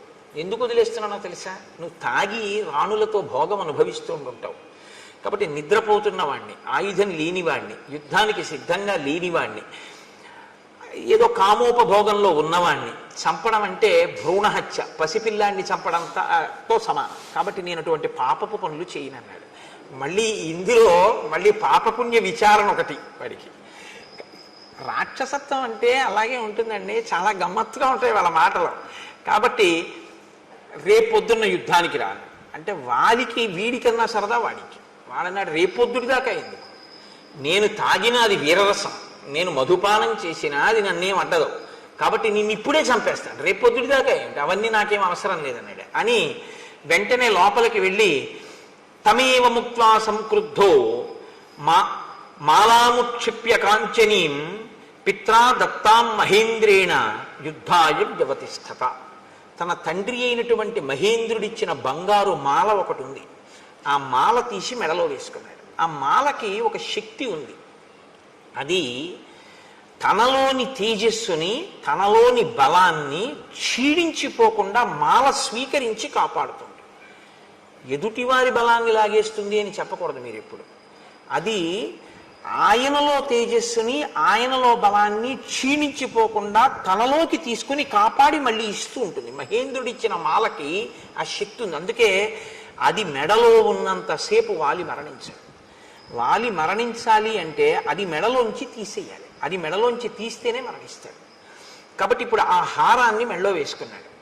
వేసుకుని వెళ్ళి ఆ రెండు కొమ్ములు పట్టుకుని ఎవడరా దుందుభి నువ్వే అని అన్నాడు. అవును నేనే అన్నాడు. రేపు పొద్దుడు దాకా ఎందుకు ఇప్పుడు రా అని రెండు కొమ్ములు పట్టుకుని విరిచేశాడు. ఇంత అల్లరి చేసిన వాడు ఏమీ లేదు. 4 పిడిగుద్దులు గుద్దాడు, ముక్కులోంచి చెవుల్లోంచి నోట్లోంచి నెత్తురు కక్కుని ఢామ్మని చచ్చిపోయాడు. ఎందుకు ఇంత అల్లరి అంటే ఎందుకు ఎక్కడో హాయిగా పడుకోక ఈశ్వరుడు ఇచ్చిన బలంతో ఎందుకు వచ్చిన గొడవ, ఎందుకు వెళ్ళినట్టు, ఎందుకు యుద్ధం చేసినట్టు, ఎందుకు చచ్చిపోయినట్టు అంటే ఒక్కటే చెప్పవలసి ఉంటుంది, ఖండకావరము. కాబట్టి తం తోలయిత్వా బాహుభ్యాం గతసత్వం అచేతనం చిక్షేప బలవాన్ వాలి వేగే నైకేన యోజనం. అదిగో అప్పుడు మా అన్న వాలి ఏం చేశాడో తెలుసా? ఆ చనిపోయినటువంటి దుందుభిని కోపంతో వాడు కొన ప్రాణంతో ఉండగా రెండు చేతులతో పైకెత్తి గిర్ర గిర్ర గిర్ర గిర్ర తిప్పి విసిరిశాడు. పర్వతం అంత శరీరం ఉన్నవాడు దుందుబి. ఆ శరీరాన్ని విసిరితే అది యోజనం దూరం వెళ్ళి పడింది రామ. ఇదిగో ఆ పడిపోయిన శరీరమే ఇప్పుడు అస్థిపంజరం అయిపోయింది, ఎండిపోయి అది ఇలా అయిపోయింది. ఆ విసిరినప్పుడు నవరంధ్రములలోంచి నెత్తురు కారుతోందేమో దుందుబి శరీరంలోంచి. తస్య వేగ ప్రవిద్ధస్య వక్త్రాక్షతజబిందవ ప్రపేతుర్మారుతో క్షిప్త మతంగస్యాశ్రమం ప్రతి. ఆ గాలిలో వచ్చేస్తున్నటువంటి ఆ దుందుబి యొక్క శరీరంలోంచి కారుతున్న నెత్తురు మతంగ మహర్షి యొక్క ఆశ్రమంలో పడింది, ఆశ్రమ ప్రాంగణంలో పడింది. ఆయన బయటికి వచ్చారు. ఏట్రా పెద్ద చప్పుడైంది ఏదో పడిపోయినట్టు అని బయటికి వచ్చారు. బయటికి వస్తే నెత్తురు పడిపోయింది అదంతా. ఆయన వెంటనే ఒకసారి అంతర్ముఖులై చూశారు, ఎందుకు పడింది ఇంత రక్తం అని. దుందుబి శరీరాన్ని వాలి విసిరాడు అని గ్రహించారు. ఆయన అన్నారు, వనమ్మత్ సంశ్రయం ఏన దూషితం రుధరస్రవై సంభగ్నా పాదపాశ్చేమే క్షిపతే హాసురీం తను. నేను ప్రాణప్రదంగా పెంచుకుంటున్నటువంటి చెట్లతో కూడినటువంటి ఈ ఆశ్రమం నేను నివసించేటటువంటి ప్రదేశం. దీన్ని కలుషితం చేశాడు వాలి. ఆ నెత్తుటి ధారలు ఇక్కడ పడేటట్టుగా విసిరాడు దుందుబి కళేవరాన్ని. కాబట్టి ఎవడైతే ఈ శరీరాన్ని ఇలా విసిరాడో వాడు ఈ ఆశ్రమంలోకి అడుగు పెడితే వెంటనే మరణిస్తాడు అని ఊరుకోలేదు ఆయన. సమంతాద్యోజనం పూర్ణం ఆశ్రమం మమకం యది ఆగమిష్యతి దుర్బుద్ధి వ్యక్తం సన భవిష్యతి. నేను ఎంతో కష్టపడి ఈ వనాన్నంతటినీ పెంచి పెద్ద చేసి కందమూలములు తింటూ ఉంటాను. నా బిడ్డల్లాంటివి ఈ చెట్లన్నీ. ఇటువంటి చెట్లన్నీ పాడైపోయేటట్టుగా విసిరాడు ఆ దుందుబి శరీరాన్ని. మరి పర్వతం అంత శరీరం పడిపోతే చెట్లు పాడవండి. కాబట్టి ఈ ఆశ్రమంలోకే కాదు, ఆశ్రమానికి ఒక యోజనం దూరంలో ఎప్పుడైనా వాలి లోపలికి వస్తే వెంటనే వాలి మరణిస్తాడు అని ఆయన అన్నాడు. వాలి ఈ కోపాన్ని పెట్టుకుని తన వాళ్ళని పంపించి పాడు చేస్తుంటాడేమో అని. దివసస్యాస్య మర్యాద యంద్రష్టాశోస్మి వానరం బహువర్ష సహస్రాణి సవై శైలో భవిష్యతి. వాలికి సంబంధించినటువంటి వాళ్ళు, వాలి సైన్యంలో ఉన్నవాళ్ళు కానీ వాలి పరివారంలో ఉన్నవాళ్ళు కానీ ఎవరైనా ఒక్కరోజు సమయం ఇస్తున్నారు. ఇప్పటికిప్పుడు వెళ్ళిపోమంటే వెళ్ళిపోరు. కాబట్టి 24 గంటలలో వాళ్ళు ఇక్కడ ఉన్నటువంటి ఈ ఋష్యమూక పర్వత శిఖరములన్నిటి నుంచి ఖాళీ చేసి వెళ్ళిపోవాలి. అలా కాని వెళ్ళకపోతే వాళ్ళు ఈ ఋష్యమూక పర్వతాల మీద ఉంటే నేను తిరుగుతున్నప్పుడు వాళ్ళు నా కంట పడగానే వాళ్ళు కొన్ని సంవత్సరముల పాటు శిలలైపోతారు అన్నాడు. అనేటప్పటికీ వాలికి సంబంధించినటువంటి వానరుల పర్వతం అంతా ఖాళీ చేసి కిష్కిందకి వెళ్ళిపోయారు.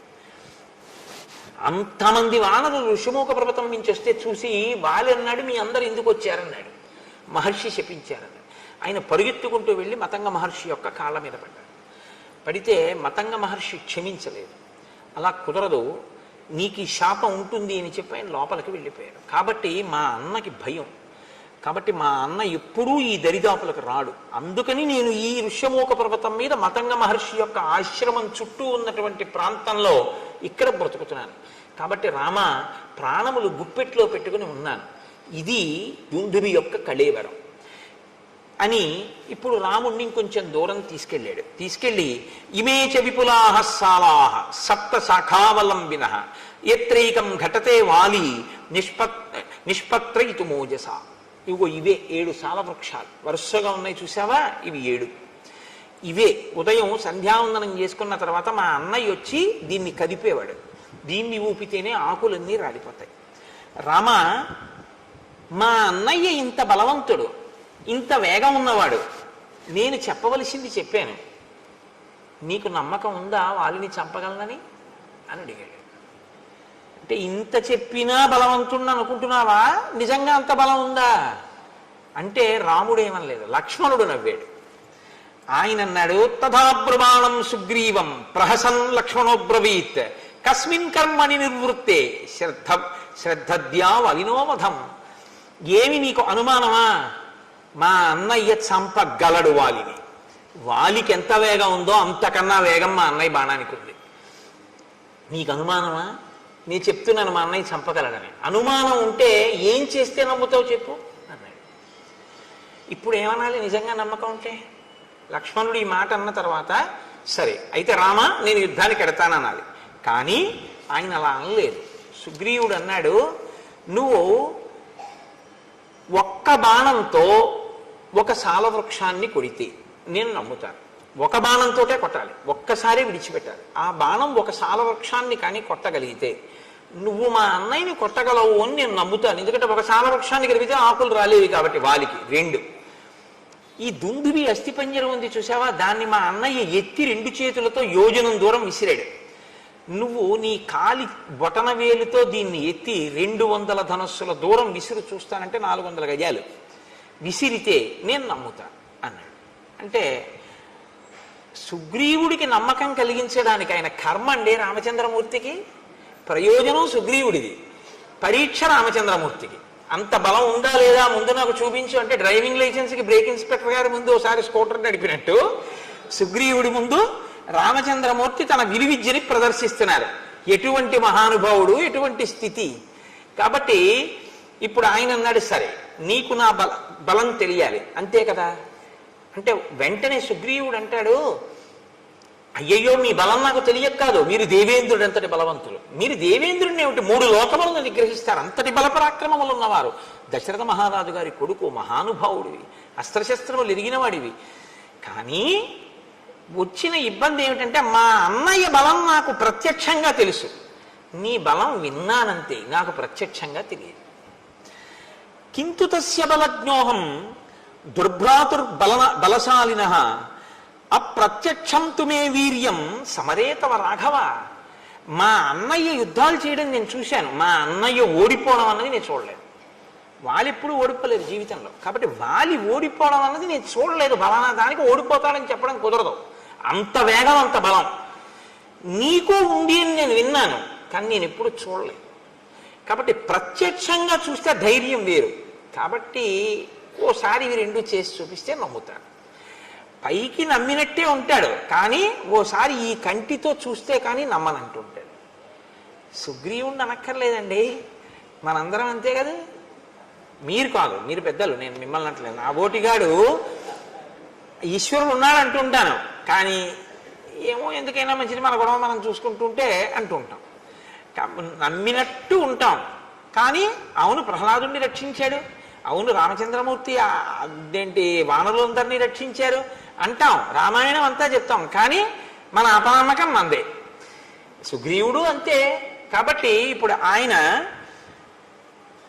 నీకు నమ్మకం కలగడం కోసం నేను ఈ దుందిపి కళేవరాన్ని ఎత్తి విసిరాలంతే కదా అని ఏదైనా ప్రత్యయోస్మాసు విక్రమే తమ వానర ప్రత్యయం సమరే శిలాఘ్యం అహముత్పాదయామితే రాఘవో దుందుబే కాయం పాదాంగుష్ఠేన లీలయా తోలయిత్వా మహాబాహు చిక్షేప దశయోజనం. వాలి 2 చేతులతో ఎత్తి గిరగిరా తిప్పి 1 యోజనం విసిరినటువంటి దుందుబి యొక్క కళేబరాన్ని రామచంద్రమూర్తి తన కాలి బొటన వేలితో పైకెత్తి దశయోజనం చిక్షేప దశయోజనం 10 యోజనముల దూరం విసిరిశారు కాలి బొటన వేలితో. నమ్ముతావా అన్నాడు. అంటే ఆయన అన్నాడు, అప్పుడు మా అన్నయ్య చంపినప్పుడు అది పచ్చిగా ఉంది, మాంసంతో ఉంది, నెత్తుడితో ఉంది, బరువుగా ఉంది, ఎత్తి యోజనం విసిరాడు. ఇప్పుడు చాలా కాలం అయిపోయింది, ఎండిపోయింది, అస్థిపంజరం అయిపోయింది. దాన్ని నువ్వు బొటన వేలుతో విసిరావు 10 యోజనాలు. ఒక్క సాలవృక్షాన్ని కూడా కొట్టు, ఒక బాణంతో కొడితే నమ్ముతాను అన్నాడు. అంటే ఇంకా ఇప్పటికీ కూడా పూర్తిగా నమ్మకం కలగలేదు. వెంటనే రాముడు స గృహీత్వా ధనుర్ఘోరం శరమేకంచమానద సాలముద్దిశ్య చిక్షేప జాస్వనై పురయం దిశ స విసృష్టో బలవత బాణ స్వర్ణపరిష్కృత భిత్వా సాలాం గిరిప్రస్థే సప్త భూమిం వివేశ ప్రవిష్టశ్చ ముహూర్తేన ధరాం భిత్వా మహాజవ నిష్పత్య చ పునస్తూర్ణం స్వతూణీం ప్రవివేశ తాన్ దృష్ట్వా సప్త నిర్భిన్నాన్ సాలాన్ వానరపుంగవ రామస్య శరవేగేన విస్మయం పరమంగతః. నీకు నమ్మకం కల్పించడానికి ఒక సాలవృక్షం కొట్టాలి ఒక బాణంతో, అంతే కదా అని ఒక ఘోరమైన బాణాన్ని తన అమ్ముల పొదలోంచి తీసి వింటినారికి సంధించి ఆకర్ణాంతము లాగి ఆ బాణాన్ని సాలవృక్షముల మీదకి ప్రయోగించాడు రాముడు. అది ఒక ముహూర్త కాలంలో, అంటే అనే లోపల 7 సాలవృక్షములను కొట్టి ఎదురుగుండా ఉన్న పర్వతము యొక్క శిఖరములను కొట్టి పాతాళలోకంలోకి వెళ్ళి పాతాళలోకాన్ని దర్శించి మళ్ళీ పైకొచ్చి రామచంద్రమూర్తి యొక్క అమ్ముల పొదిలోకి చేరిపోయింది ఒక ముహూర్తం. ఇది చూసి ఒక్కసారి విస్మయం పరమంగత. అబ్బా, ఇంత వేగమా రాముడి బాణానికి? మా అన్నయ్యదే వేగం అనుకున్నాను. అమ్మో, ఇలా అనేటప్పటికీ బాణం 7 సాలవృక్షములను కొట్టి పర్వతాన్ని కొట్టి ఛేదించి భూమిలోకి పాతాళంలోకి వెళ్ళి పాతాళ వివరాన్ని చూసి మళ్ళీ పైకి వచ్చి అక్షయబాణ తూణీరంలోకి వెళ్ళిపోయి చేరిపోయింది. ఇప్పుడు నిలబడలేదు. ఇప్పటిదాకా ఆయన్ని నిలబెట్టి తను కూర్చుంటాడు. ఇప్పటిదాకా కొమ్మ కొట్టి ఆయన్ని ఇలా కూర్చో అని తను కూర్చోబెడతాడు. ఇప్పుడు చూశాడు రాముడంటే ఏమిటో. ఇప్పుడేం చేశాట? సమూర్జ్ఞ న్యపతద్ధూమౌ ప్రలంబీకృత భూషణ సుగ్రీవ పరమప్రీతో రాఘవాయ కృతాంజలి. ఇప్పుడు ఆయన ముందు ఇలా వంగిపోయి 2 చేతులతో అంజలి ఘటిస్తే ఆభరణములు వ్రేలాడాయి అన్నారు మహర్షి. ఎంత పెద్ద మాట చూడండి. ఇప్పుడు నేను నా మెడలో ఉన్న రుద్రాక్ష హారం నా మెడలోనే నా గుండెల మీద ఇలాగే ఉందనుకోండి, నేను బాగా వంగలేదు అని గుర్తు. ఇది ఉందా, ఊడిపోయిందా? అదే నేను ఒకరి యందు భక్తితో బాగా వంగిపోయి నమస్కరించాను అనుకోండి, ఇలా నా గుండెల మీద ఉన్న హారం ఏమవుతుంది? ఇలా గాలిలోకి వచ్చి వేలాడుతుంది. అంత వంగిపోయాను అంటే గుర్తేమిటి? అవతల వారి యందు అంత భక్తి చూపించాను అని గుర్తు. ఇన్నాళ్ళు ఏమైంది భక్తి అంటే? ఇన్నాళ్ళు రాముడిని అలా చూడలేదు. ఇప్పుడు రాముడు ఏమిటో తెలియగానే ఏం చేశాడంటే అంత వంగిపోయి అన్నాడు, ఇక వెళ్ళిపోదాం పద, పిలుస్తాను వాళ్ళని. ఇప్పుడు ఎంత నమ్మకం వచ్చేసిందో చూడండి. కానీ దీని ఫలితం దీనికి ఉంటుంది. ఇది మీరు కిష్కింధకాండలో పట్టుకోవలసినటువంటి ఒక అద్భుత రహస్యం. రాముడు అన్నాడు, పద, తప్పకుండా యుద్ధం చేస్తాను, నువ్వు పిలు మీ అన్నయ్యని, మీ ఇద్దరు యుద్ధం చేస్తుంటే నేను వాలిని సంహరిస్తాను. ఇప్పుడు వెళ్ళాడు, పెద్ద సింహనాదం చేశాడు. ఎవడు రావాడన్నాడు, మీ తమ్ముడే వచ్చాడన్నాడు. వీడికి ఎంత అహంకారం వచ్చిందిరా, ఋష్యమూకం మించి దిగి నా ముందుకు వస్తాడా యుద్ధానికి అని వాలి గబగబా బయలుదేరి వచ్చాడు. ఇద్దరు పెనుగులాడుతున్నారు, ఇద్దరు పిడికిటి పోట్లతో పొడుచుకుంటున్నారు, కలియబడుతున్నారు, గుద్దుకుంటున్నారు, తన్నుకుంటున్నారు, ఒకరి మీద ఒకరు కలియబడుతున్నారు, నెత్తురు కక్కుతున్నారు. ఇన్ని చేస్తుంటే రాముడు బాణం వెయ్యలేదు. అంత మెరుపు వేగం కలిగినటువంటి బాణాన్ని రాముడు ఇతనే వాలి అనుకుని వేసేస్తే అది సుగ్రీవుడి మీద పడిపోతే ఇప్పుడు రాముడి పట్ల ఎంత అధర్మం అయిపోతుంది, మిత్రఘాతకుడు అయిపోతాడు. కాబట్టి తతోన కృతవాన్ బుద్ధిం మోక్తుమంతకరం శరం, అది వేస్తే దెబ్బ తగలడం కాదు, అది చంపేస్తుంది మనిషిని. కాబట్టి బాణాన్ని వేయలేదు, ఆగిపోయాడు రాముడు. ఇప్పుడు తినవలసినన్ని దెబ్బలు తినేసి పారిపోయాడు ఋషిముఖ పర్వతం మీద. పారిపోయి కూర్చున్నాడు తల వంచుకొని. మళ్ళీ రామలక్ష్మణులు వీళ్ళు మంత్రులు వెళ్ళారు. వీడితే తల వంచుకుని కూర్చున్నవాడు రాముడి వంక చూశాడు. రాముడు ఏమనలేదు. సుగ్రీవుడే అన్నాడు, నా మానాన్ని నేనున్నాను, అగ్నిసాక్షిగా మిత్రత్వం చేసుకున్నావు, సాలవృక్షాలు కొట్టావు, మా అన్నయ్యని కొట్టేస్తాను యుద్ధానికి పిలవమన్నావు, నీ మాట నమ్మి యుద్ధానికి వెళ్ళాను, నన్ను చితక పొడి చేశాడు, నువ్వు బాణం వేయలేదు. నేను వాలిని చంపనని ఒక మాట ముందు చెప్తే ఏమై ఉండేది, ఎందుకు పంపావు నన్ను అని అడిగాడు. అడిగితే ఆయన అన్నాడు, నిన్ను రక్షించడానికి వాలిని సంహరించడానికి నేను బాణప్రయోగం చెయ్యాలిగా. మీ ఇద్దరూ ఒక్కలా ఉన్నారు, నేను నిన్ను చూశాను కానీ వాలిని చూడలేదు ఇత పూర్వం. నువ్వు వాలిని పిలవడమేమిటి, వాడు యుద్ధానికి వచ్చేసాడు. ఇద్దరూ కలిగిపడిపోయారు. ఇద్దరూ కలిగిపడిపోయిన తర్వాత ఎంత పరికించి చూసినా ఇద్దరూ ఒక్కలాగే కనపడుతున్నారు. ఎవరు వాలో ఎవరు సుగ్రీవుడో నాకు తెలియలేదు. నిజం కూడా అంతేనండి, ఇద్దరు అలా ఉంటారు వాలి సుగ్రీవులు. కాబట్టి ఇద్దరూ అలా ఉన్నారు కాబట్టి నేను ఎవరో తెలియలేదు. పైగా మల్ల యుద్ధం చేసేటప్పుడు ఎలా ఉంటుందంటే, ధనుర్వేదంలో బాణప్రయోగం చేసుకునేటప్పుడు ఒకరి ముందు ఒకరు నిలబడి ఉంటారు. ఇటుపక్క ఒకరి నుంచి ఉంటే అటుపక్క ఒకరి నుంచి ఉంటారు. ఆయన రథం నుంచి ఈయన మీదకి బాణాలు వేస్తూ ఉంటాడు. ఏదో కొంత పరికించే అవకాశం ఉంటుంది. మల్ల యుద్ధంలో అలా ఉండదు. కింద పడుతూ ఉంటారు, మీద పడుతూ ఉంటారు, దుల్లుతూ ఉంటారు, గుద్దుకుంటూ ఉంటారు, కొట్టుకుంటూ ఉంటారు, పూడ్చుకుంటూ ఉంటారు, అరుచుకుంటూ ఉంటారు. అటు తిరుగుతుంటారు, ఇటు తిరుగుతుంటారు. ఎవడని తెలుస్తుంది? తెలియకుండా ఇతనే వాళ్ళనుకుని వేసేశాకని సుగ్రీవుడైతే అందుకు నేను వేయలేదన్నాడు. అంగీకరించాడు సుగ్రీవుడు. కానీ ఇప్పుడు మళ్ళీ వెళ్ళు మీ అన్నయ్య దగ్గరికి అన్నాడు. అయ్య బాబోయ్ అని భయం వేయదు.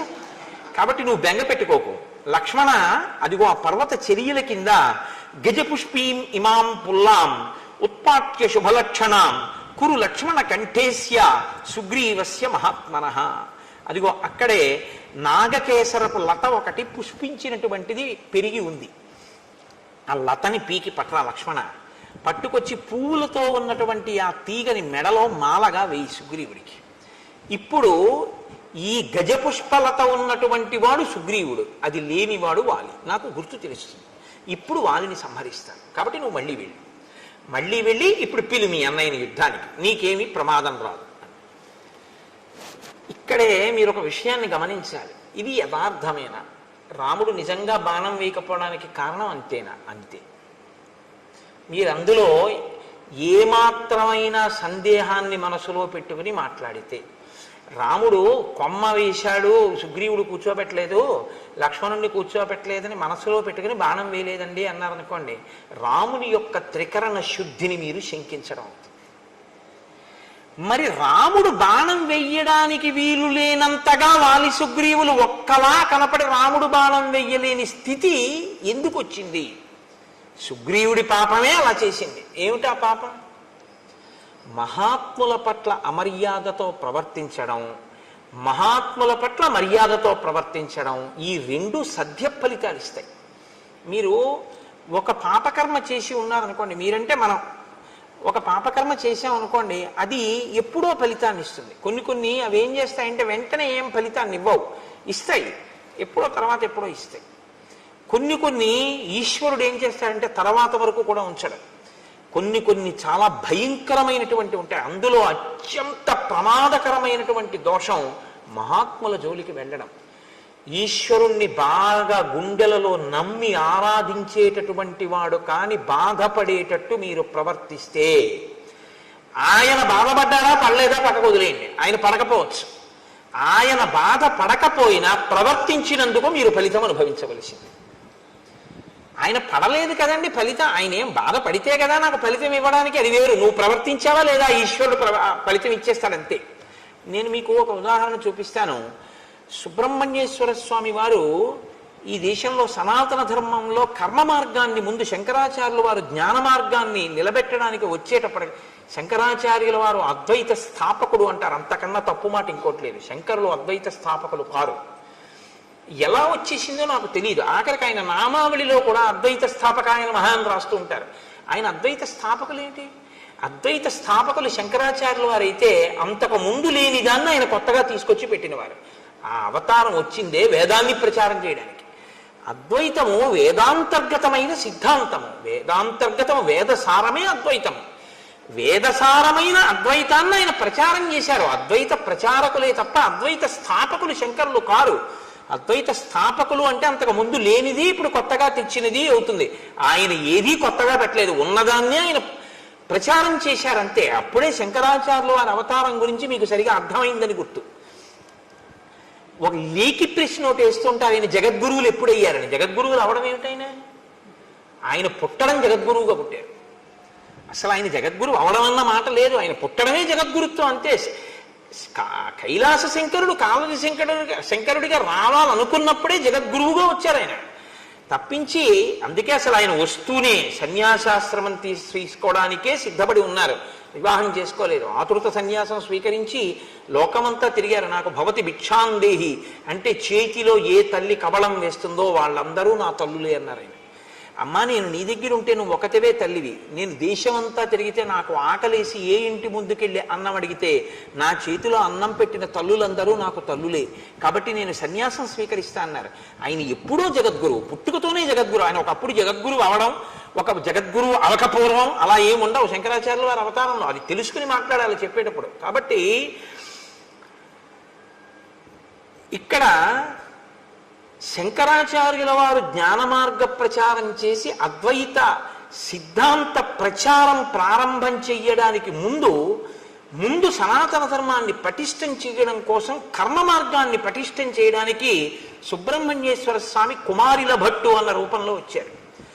వచ్చి ఆయన బౌద్ధ మతం ఈ దేశం నుంచి కదిలిపోయేటట్టుగా చేశారు. కుమారిల భట్టు ముందు కదిపిన వారు అసలు. కాబట్టి శంకరాచార్యులు వారు బౌద్ధానికి వ్యతిరేకంగా ఉన్నారంటారు, తప్పది. శంకరులని బౌద్ధం తట్టుకోలేకపోయింది తప్ప. శంకరులు అసలు ఎప్పుడూ ఎవరిని వెళ్ళదోసే ప్రయత్నం చేయలే. ఎందులో మంచి ఉంటే దాన్ని ఆయన గ్రహించారంతే. శంకరుల గురించి మీకు సరిగా అర్థమైతే మీరు శంకరుల గురించి మాట్లాడే మాటలు వేరుగా ఉంటాయి. శంకరులు ఎప్పుడూ ఎవరిని ఓడించి తరిమేయడం ఆయన యొక్క సిద్ధాంతం కానే కాదు, ఆయన ఆశయము కాదు. ఆయన ప్రతి దాంట్లోంచి సారమున్న ప్రతి దాన్ని ఆయన తీసుకున్నారు. ఎంతవరకు పనికొస్తుందో అంతవరకు చూపించారు. ఏది అనుష్ఠాన యోగ్యము కాదో అది అందుకు పనికి రాదు అని చెప్పారంతే తప్ప నే పట్టుకున్నదే సత్యం మిగిలినవన్నీ అసత్యాలని శంకరాచార్యుల వారు అసలు ఎప్పుడూ మాట్లాడలేదు. అలా మాట్లాడితే, అటువంటి సంకుచితత్వంతో ప్రవర్తిస్తే శంకర భగవత్పాదులు షణ్మత స్థాపనాచార్యులు కానే కాలేరు.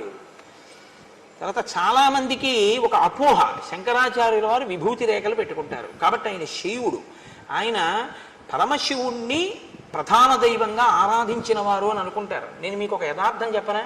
శంకరాచార్యుల వారంత గొప్ప వైష్ణవుడు ఎక్కడ? శంకరాచార్యుల వారు చాలా గొప్ప వైష్ణవుడు. నేను ఎందుకు ఈ మాట అంటున్నానో తెలుసా అండి? శంకరాచార్యుల వారి ఆరాధ్య దైవం కృష్ణ పరమాత్మ. మీరు ఇప్పటికీ కాలడి వెడితే కాలడిలో ఆయన ఆరాధించినటువంటి కృష్ణ పరమాత్మ యొక్క స్వరూపాన్ని శృంగగిరి పీఠం వారే అక్కడ ఉంచారు. సచ్చిదానంద శివాభినవ నరసింహ భారతీ స్వామి వారు కదండి, మహానుభావుడు. ఆ ప్రాంతానికి వెళ్ళి శంకరులు ఎక్కడ స్నానం చేశారో, ఎక్కడ మొసలి ఆయన కాలు పట్టుకుందో ఆ ప్రాంతాన్ని గుర్తించి శంకర భగవత్పాదులు తన తల్లిగారిని సమాధి చేసినటువంటి ప్రదేశాన్ని కూడా గుర్తించి, అక్కడ శంకరాచార్యుల వారు పుట్టినటువంటి గదిని గుర్తించి ఆయన జ్ఞానశక్తి చేత అక్కడ శంకరాచార్యుల వారి గుడి కట్టించి, ఎక్కడ రోజు ఆయన వెళ్ళి స్నానం చేసేవారో, తల్లిగారు స్నానం చేసేవారో, పూర్ణానదిని తీసుకొచ్చినప్పుడు కృష్ణాలయం అందులో మునిగిపోతుంటే కృష్ణుడు శంకరా నేను ఇప్పుడు ఎక్కడుండను అంటే ఆయన తీసుకొచ్చి బయట ఎక్కడ పెట్టారో అవన్నిటినీ పరిరక్షించారు శృంగగిరి పీఠం వారు. సచ్చిదానంద శివాభినవ నరసింహ భారతీ జాతికి అందించినటువంటి గొప్ప ఉపకారం. అందుకే శృంగగిరి పీఠాన్ని అధివసించిన మహాపురుషులందరూ ఏదో ఒక గొప్పతనాన్ని ప్రతి ఒక్కరూ ఒక్కొక్కటి ఈ దేశానికి అందించి వెళ్ళారు. అవతార పరిసమాప్తి చేసే లోపల శంకరాచార్యుల వారి జీవితం అంతా కూడా ఎక్కడ మంచి ఉంటే దాన్ని గ్రహించడం. అసలు ఆయన బ్రహ్మచర్యంలో ఉండగా ఆయన నోటి వెంట వచ్చిన మొట్టమొదటి స్తోత్రం లక్ష్మీ స్తోత్రం. విభూతి పెట్టుకోవడం అంటారా? విభూతి పెట్టుకోవడం అనేటటువంటిది వైదికమైన ప్రక్రియ, వేదాంతర్గతము. ఆ విభూతిని ఎడమ చేతిలో వేసుకుని కుడి చేతితో మూసి చెప్పవలసిన మంత్రం చెప్పి స్నానం అయిన తరువాత ఇస్తే సజల భస్మ, స్నానం చేయకపోతే పొడి భస్మ పెట్టుకోవాలని. ఆ సజల భస్మని కుడి చేతితో మూసి మంత్రం చెప్తారు. నేను కాకినాడలో శివమహాపురాణం చెప్పినప్పుడు ఆ మంత్రాన్ని బోర్డుల మీద రాసి అందరికీ ప్రచారం చేశాం కూడా, ప్రింట్ వేసి ఇచ్చి ఇలా పెట్టుకోండి విభూతిని. ఆ సజల భస్మని పెట్టుకుంటారు. అది వేదోక్తం, అది పురాణోక్తం. అది అందుచేత శంకరాచార్యుల వారు విభూతి పెట్టుకుంటే ఆయన శైవుడని కాదు దాని అర్థం. ఆయన చాలా గొప్ప వైష్ణవుడు. ఆయన సౌరోపాసన, గాణాపత్యం, శాక్తేయం వారు సౌందర్యలహరి చేశారు. శంకర భగవత్పాదుల వంటి వ్యక్తి, శంకర భగవత్పాదుల వంటి అవతారం శంకరాచార్యుల వారి తర్వాత ఇప్పటి వరకు రాలేదు. నా భూతో నా భవిష్యతి అని నేను అన్నాను. ఎందుకో తెలుసా? అలాంటి అవతారం మళ్ళీ రావాలని కోరుకోవాలి మనందరం. కాబట్టి నా భవిష్యతి అన్నమాట నేను అన్నాను. కాబట్టి అంతటి మహానుభావుడు శంకర భగవత్పాదులు అంటే. సరే, నేను ఎందుకు మీతో ఇది మనవి చేయవలసి వచ్చింది అంటే ఒక దాంట్లోంచి ఒక దాంట్లోకి వెళ్ళడం జరిగింది. శంకరులకు ముందు సుబ్రహ్మణ్యేశ్వర స్వామి వారు వచ్చారు. నాన్నగారు వచ్చే లోపల ముందు కొడుకు వచ్చాడు. కర్మ మార్గాన్ని నేను పరిపుష్టం చేస్తే జనం సనాతన ధర్మం వైపుకి తిరుగుతారు. తిరిగిన తరువాత నాన్నగారు వచ్చి జ్ఞాన మార్గాన్ని నిలబెడతారని ఆయన కర్మ మార్గాన్ని పరిపుష్టం చేశారు. చేసినప్పుడు ఆయనకి బౌద్ధులతో ఒక వాదన జరిగింది. ఆయన బౌద్ధుల రహస్యాలు తెలుసుకున్నారు శఠబుద్ధితో ఒకప్పుడు. అలా తెలుసుకుంటే తప్ప ఖండించడం కుదరదని. తదనంతర కాలంలో ఆయన బౌద్ధుడు కాడు అని తెలుసుకుని ఆయన్ని సంహరించే ప్రయత్నం చేస్తే ఆయన ఏం చేశారంటే ఒక భవనం యొక్క పై అంతస్తులోంచి కిందకి దూకేస్తూ వేదమే ప్రమాణమైతే నాకు దెబ్బ తగలకుండుగాక అని దూకేశారు పైనుంచి. దూకేస్తే కుమరిల భట్టు కింద పడిపోయారు. కింద పడిపోతే ఆయనకి ఏమీ అవ్వలేదు, కానీ ఒక కన్ను మాత్రం దెబ్బతింది. ఆయన వెంటనే వేదమాత గాయత్రిని ప్రశ్నించారు. నేను వేదాన్ని నమ్మాను, నేను ప్రమాణమైతే అని చెప్పి దూకితే నాకేం అవ్వలేదు, కానీ నా కన్ను ఎందుకు దెబ్బతింది అని అడిగారు. వెంటనే అశరీరవాణిగా వేదం అంది, వేదమే ప్రమాణము కనుక నాకు దెబ్బ తగలకూడదని నువ్వు అని ఉండి ఉంటే నీకు దెబ్బ తగిలి ఉండేది కాదు. వేదమే ప్రమాణమైతే అంటే చిన్న అనుమానం ఉంది కాబట్టి కన్ను దెబ్బతింది. సంశయం ఒకటి చిన్నది పెట్టుకున్నావు కాబట్టి ఆ పాటి దెబ్బ నువ్వు తినవలసి ఉంటుంది. ఎందుకంటే మహాత్ముల పట్ల, దేవతా స్వరూపాల పట్ల ఆస్తిక్య బుద్ధి అంటే చేసేటప్పుడు నమ్మి చెయ్యాలి తప్ప ఉందో లేదో అన్న అనుమానంతో చేయకూడదు. సుగ్రీవుడు రాముడు చేస్తాడంటున్నాడు, కానీ పరీక్షలు పెడుతున్నాడు. దీని ఫలితం ఎక్కడికి పోతుంది? కాబట్టి ఇప్పుడు రాముడి మీదకి తోయకండి. రాముడికి తెలిసి రాముడు కావాలని బాణం వేయలేదు, ఓ కొమ్మ మీద తన్ని కూర్చోబెట్టాడని, లక్ష్మణుడికి కొమ్మ వేయలేదని, అందుకని రాముడు బాణం వేయకుండా బాగా దెబ్బలు తిన్నాక వెనక్కి తీసుకొచ్చి బుద్ధి వచ్చిందా అని చెప్పి అప్పుడు దండయించాడు అనుకో. ఒక 45 అసలు రాలేదు అప్పుడు. అప్పుడు మీరు రాముని యొక్క శీలాన్ని మీరు అవమానించినట్లు అవుతుంది. రాముడు అలా ఉండడు, ఆయన త్రికరణ శుద్ధి. రామో దీర్ణాభిభాషతే, అమ్మా నాకు 2 మాటలు మాట్లాడడం చేత కాదమ్మా అన్నాడు ఆయన. కాబట్టి నేను చంపుతాను అని మాట ఇచ్చినటువంటి రాముడు చంపకుండా ఉండి మీ ఇద్దరు ఓలా ఉన్నారు అందుకు చంపలేదు అని రాముడు చెప్తే రాముడు అబద్ధం అన్నట్టు అవుతుంది. అప్పుడు మీరు రామాయణాన్ని సరిగ్గా పరిశీలన చేయలేదు, రామాయణం బాగా అర్థం చేసుకునే ప్రయత్నం మీరు చెయ్యలేదు అని గుర్తు. సుగ్రీవుడు రాముణ్ణి నమ్మాడు, కానీ అంటే but is a bit of poison, కానీ అనేటప్పటికి అందులో చిన్న అనుమానం ఉంది. అనుమానం ఉండి ఆయన యందు నమ్మకం కలగడానికి ఆయనకే పరీక్షలు పెట్టి క్లేశాన్ని కల్పించినందుకు మహాత్ముడైన రాముడు ఇబ్బంది పడ్డాడా? ఈశ్వరుడికి అనవసరం. రాముడు ఈశ్వరుడని మాట్లాడకండి. ఇప్పుడు రాముడు ఈశ్వరుడని మాట్లాడేశారనుకోండి, మీరు మళ్ళీ కథ ఇంకొక పొంత తొక్కేస్తుంది. ఇప్పటి వరకు నరుడనేగా మనం మాట్లాడుకుంటున్నాం, అలాగే మాట్లాడుకుందాం. కాబట్టి నరుడిగా అలా అయితే వెంటనే శంఖచక్రాలు గదా బాణ పద్మం చూపించేసి నీ మొహం ఇచ్చా నేను విష్ణువుని రా అని చెప్పచ్చు. అలా చెప్పలేదుగా. అస్థిపంజరాన్ని ఎత్తవతల పారేయమంటే ఎత్తవతల పారేసాడు. నరుడిగానే చూపిస్తున్నాడు, తనకే ఉపకారం కావాలన్నట్టే చూపిస్తున్నాడు ఆయన. సీతమ్మని నువ్వు వెతికి పెట్టాలన్నట్లు. కాబట్టి ఇప్పుడు మహాత్ముడి జోలికి వెళ్ళాడు అని మీరు చెప్పవలసి ఉంటుంది. ధర్మాన్ని అనుష్ఠించేటటువంటి వాడు, సత్యాన్ని పట్టుకున్నవాడు, మిత్రధర్మానికి కట్టుబడ్డవాడు, శక్తి ఉండి ప్రతిజ్ఞ చేసిన వాడైనా అలా కుదరదయ్యా, నువ్వు చేసినా నేను నమ్మను, నువ్వు ఇవి చేస్తేనే నేను నమ్ముతాను అనేసి ఉంటే ఇంకోలా ఉంటుంది. నువ్వు ఇంద్రుడంతటి వాడివి, ఇంద్రుడిని గెలుస్తావు కానీ అంటూ ఉండడం మాట ఒకలా, లోపల ఒకలా సుగ్రీవుడికి ఉంది. కాబట్టి ఇప్పుడు రాముడు బాధపడ్డాడా లేదా పక్కన ఉంచండి. కుమరిల భట్టనే అంతటి వారు సాక్షాత్ సుబ్రహ్మణ్యావతారం అయినా కూడా అనుమానం వ్యక్తం చేసినందుకు దెబ్బతిన్నారే, మరి అది సుగ్రీవుడికి మాత్రం ఎందుకు వర్తించదని మీరు అనుకుంటున్నారు? అంత పెద్ద రక్షణ ఉంటుంది, కానీ ఆ రక్షణ పొందడానికి ముందు చేసిన పాపం కడిగేసుకోవాలి. ఇది పోవాలి.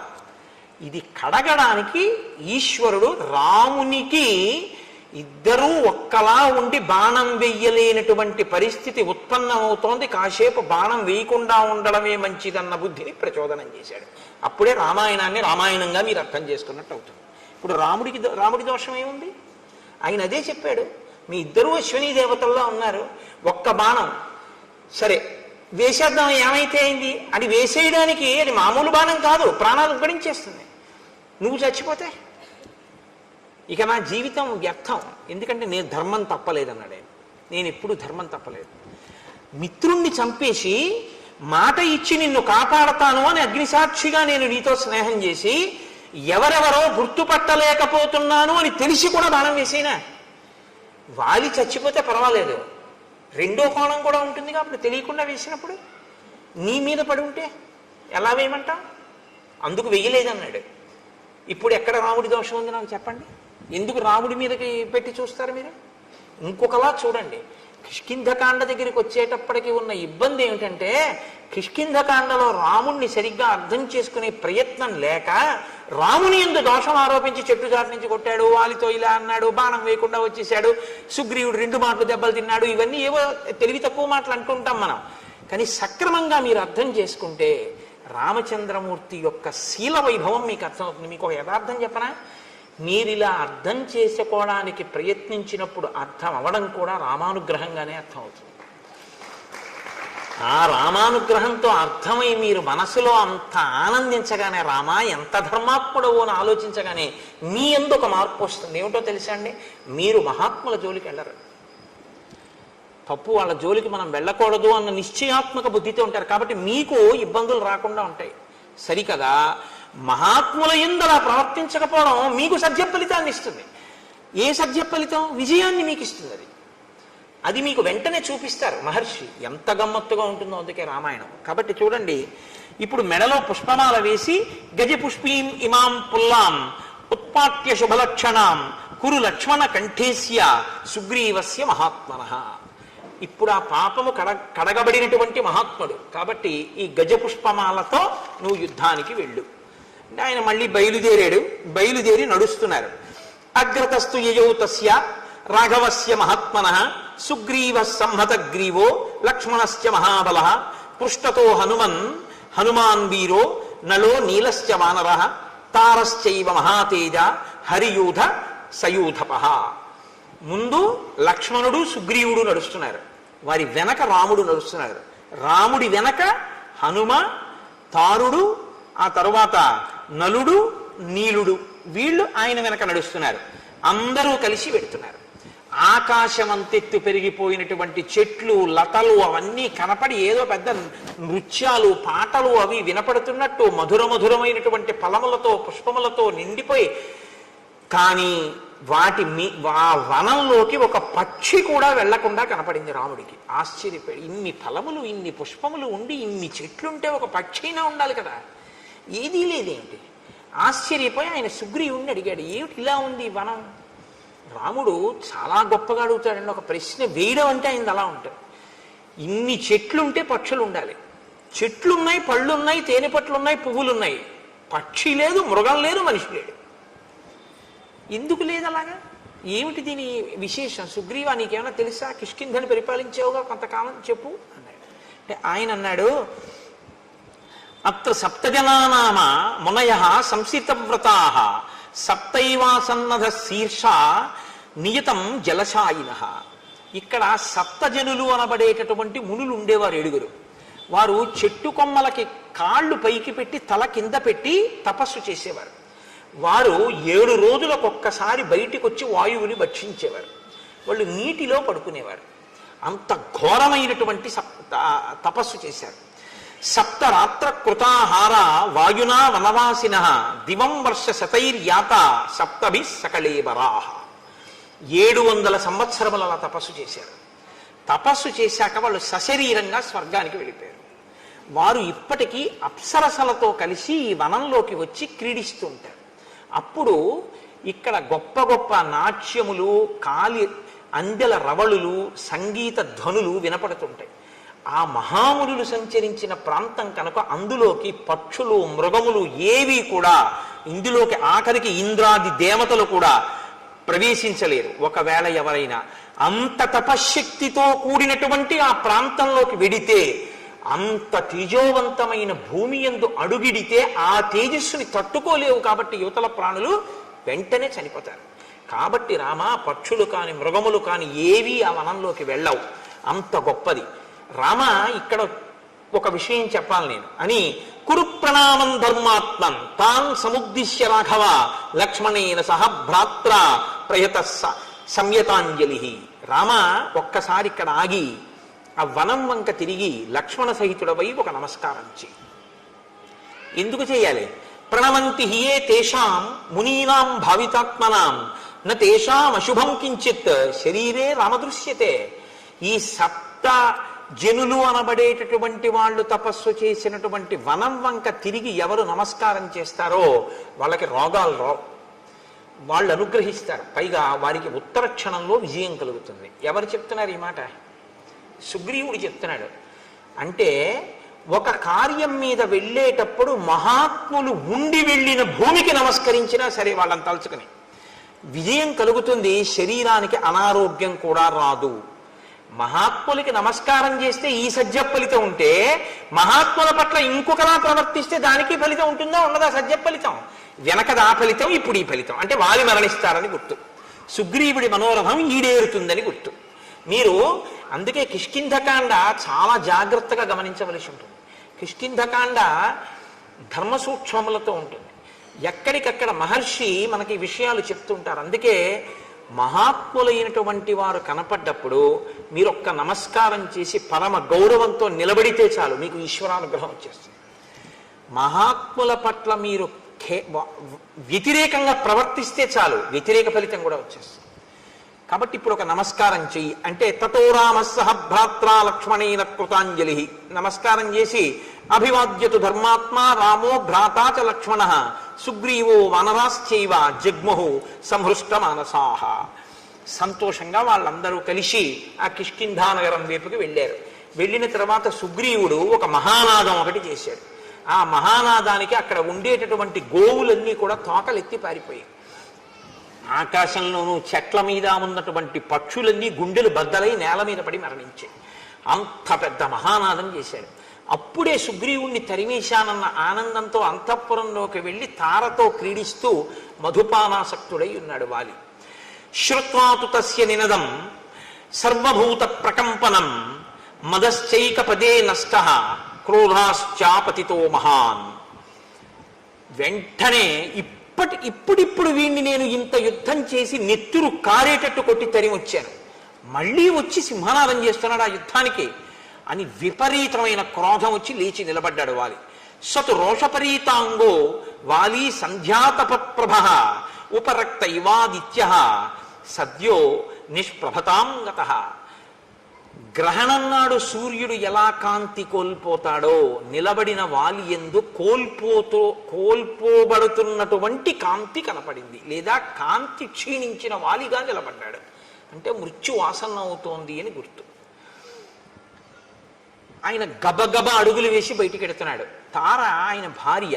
శ్రీరామాయణంలో తార ఒక మెరుపు, అద్భుతం. అసలు తార కిష్కింధకాండలో తార పాత్ర అనుపమానం. అలా మాట్లాడుతుంది, 2 పర్యాయాలు మాట్లాడుతుంది కిష్కింధకాండలో, 2 సార్లు అంతే. మీరు చెవులు ఒగ్గి వినాలన్నమాట తార మాట్లాడుతుంటే. అలా మాట్లాడుతుంది. బృహస్పతి యొక్క కుమారుడు తారుడు, తారుని యొక్క కూతురు తార. అందుకని తాతగారి తెలివితేటలన్నీ వచ్చాయి ఆవిడికి. మీరు శ్రీరామాయణంలో ఇంకో గమ్మత్తుంది. రామాయణంలో కొన్ని జంటలు కనపడతాయి మీకు.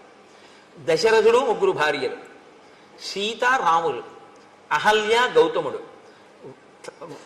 తార వాలి, రావణుడు మండోదరి.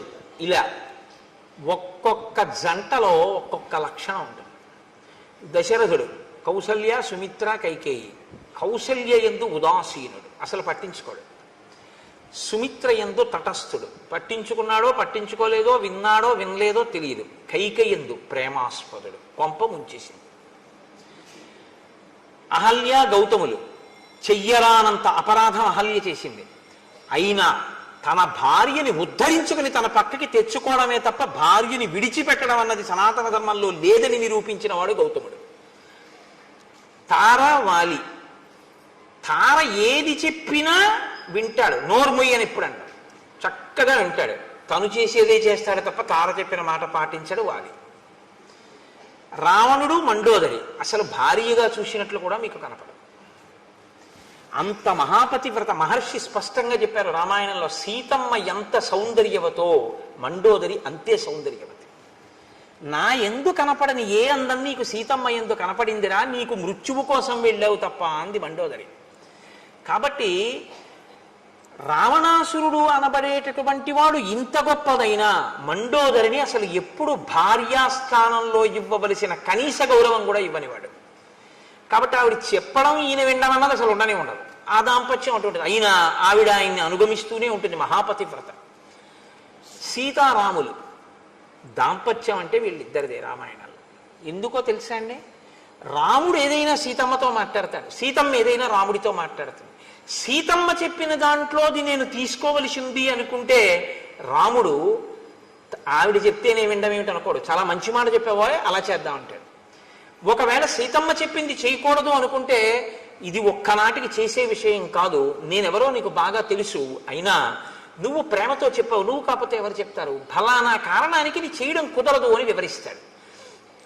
రాముడు ఏదైనా సీతమ్మకి చెప్తే రాముడు చెప్పిందే సీతమ్మ చేస్తుంది. కానీ రాముడి చేస్తే బాగుంటుంది అనుకుంటే ఆయనకి నేను చెప్పడం బాగుంటుందా అని ఊరుకోదు, చెప్పి తీరుతుంది. ఇది సీతారాములిద్దరిది పెద్దలు కుదిర్చిన వివాహం. దశరథ మహారాజు జనకుడు కుదిర్చిన వివాహం. పెద్దలు కుదిర్చిన వివాహం ఏదో అది రామాయణంలో టోటల్ సక్సెస్. వాళ్ళిద్దరూ అంత ఆదర్శవంతమైనటువంటి జీవితాన్ని గడిపారు. కాబట్టి మనం బతికితే సీతారాముల్లా బతకాలి. దాంపత్యంలో భార్యాభర్త ఎలా ఉండాలి అన్నది రామాయణంలో మీరు శ్రీరామాయణము దాంపత్యమును చదివారనుకోండి. నేను మీతో అన్నానుగా, రామాయణాన్ని ఒక్కసారి చదవకండి, రామాయణాన్ని అనేక కళ్ళజోళ్ళు పెట్టుకుతారు. అనేక కళ్ళజోళ్ళు అంటే నా ఉద్దేశం రామాయణము ధర్మశాస్త్రము, రామాయణము జ్యోతిష శాస్త్రము, రామాయణము శకుని శాస్త్రము, రామాయణము పరిపాలనా శాస్త్రము, రామాయణము బంధుప్రీతి, రామాయణము ధర్మశాస్త్రము, రామాయణము ఇదిగో దాంపత్య జీవనము. ఇలా మీరు ఎలా కావాలనుకుంటే అలా రామాయణాన్ని చూడొచ్చు. వెంటనే మీకు రామాయణం నుంచి వచ్చేస్తుంది అంతే సారం. మీరు ఎలా ఉండాలో రామాయణం చెప్పేస్తుంది. అందుకే రామాయణం వేదోపబృంహణం. రామాయణం చెప్పండి లోకంలో ఏమీ ఉండదు, అన్నీ చెప్తుంది రామాయణం. కానీ రామాయణాన్నే మీరు చెప్పాలి, రామాయణాన్నే మీరు చదవాలి, రామాయణాలు చెప్పకూడదు. వాల్మీకి రామాయణాన్నే చదువుకోండి, అంటే మిగిలినవి చదవద్దని కాదు, చదివి సంతోషించండి. వాల్మీకి మహర్షికి ప్రత్యక్షంగా ఆచమనం చేస్తే ఏది కనపడి సత్యమై రచింపబడిందో అది వాల్మీకి రామాయణం ఒకటి. మిగిలినవి అనుభవింపబడి రచింపబడినటువంటి రామాయణాలు. కాబట్టి లోకంలో అందుకే ఓ మాట వచ్చిన ఏదో రామాయణం చెప్పి వెళ్ళాడా అంటే ఏది చెప్పినా రామాయణంలోంచి తప్ప చెప్పడానికి ఇంకో చోటు నుంచి ఉండదు. కాబట్టి ఇప్పుడు ఆ తార వెడుతున్నటువంటి వాలిని ఆపంది. వాలి దంస్ట్రా కరాళస్తు క్రోధా దీప్తాగ్ని సన్నిభ భాత్యుత్పతిత పద్మాభ సంమృణాల ఇవ హ్రద. ఆ వెడుతున్నటువంటి ఆ వాలిని ఆపి తార అంటుంది, నీవు తొందరపడి మళ్ళీ ఇప్పుడిప్పుడే ఏ సుగ్రీవుణ్ణి పిడికిటి పోట్లు పడిచి నెత్తురు కారేటట్టు కొట్టావో ఆ సుగ్రీవుడి మీద యుద్ధానికి నువ్వు మళ్ళీ వెడుతున్నావు. కానీ సాధుక్రోధమిమం వీర నదీవేగమివాగతం శయానాద్దుదిత కాల్యం త్యజ భుక్తామివస్రజం. ఒక పురుషుడు రాత్రి పడుకోబోయే ముందు, నిద్రలోకి వెళ్ళడానికి ముందు మెడలో ఒక పుష్పహారం వేసుకుని పడుకుంటాడు. అంటే అదేంటంటే అలా కూడా వేసుకుంటారా అంటే అలా వేసుకుంటారు ఒక అందానికి. ఇప్పుడు మనం అంటే అంతంత డబ్బులు అంతంత పూలదండలు అవన్నీ ఇప్పుడులే, అదోలా చూస్తారు అలా వేసుకుంటే. కానీ అలా వేసుకుని పడుకునేవారు పూర్వం. కాబట్టి పూలహారం వేసుకుని నిద్రించినటువంటి పురుషుడు మరునాడు నిద్ర లేవగానే నలిగిపోయిన పుష్పహారాన్ని తీసి ఎలా పక్కన పడేసి బయటికి వస్తాడో అలా నీలో జనించినటువంటి కోపాన్ని ఉత్తర క్షణం విడిచిపెట్టేసేయి. నదీ ప్రవాహంలా వస్తోంది నీకు కోపం, ముంచెత్తుతోంది నేను. ఆ ముంచెత్తుతున్న ప్రవాహాన్ని పురుషుడు దండ వేసుకుని రాత్రి పడుకున్నవాడు ఉదయం విడిచిపెట్టినట్టు ఆ క్రోధాన్ని నువ్వు విడిచిపెట్టు. నేను చెప్పిన మాట విన. సహసాతవ నిష్క్రామో మమ తావన్న రోచతే శ్రూయతాం చాభిదాస్యామి ఎన్నిమిత్తం నివార్యసే. ఇప్పుడొద్దు యుద్ధానికి, వెడుదుగాను యుద్ధానికి, నువ్వు వెళ్ళొద్దు, యుద్ధం చెయ్యొద్దు, ఇంట్లోనే ఉండు, వెన్ను చూపించు అని నేను అనను. కానీ నీ తమ్ముడు ఇప్పుడు వచ్చి మళ్ళీ సింహనాదం చేస్తున్నాడు. కానీ వెళ్ళవద్దు ఇప్పుడు యుద్ధానికి. ఎందుకు వెళ్ళవద్దు అంటున్నానో నువ్వు విను జాగ్రత్తగా. తప్ప క్రోధంతో గబగబా తొందరపడిపోయి వెళ్ళిపోవద్దు. త్వయాతస్య నిరస్తస్య పీడితస్య విశేషతః ఇహైత్య పునరాహ్వానం శంకాం జనయతీవమే.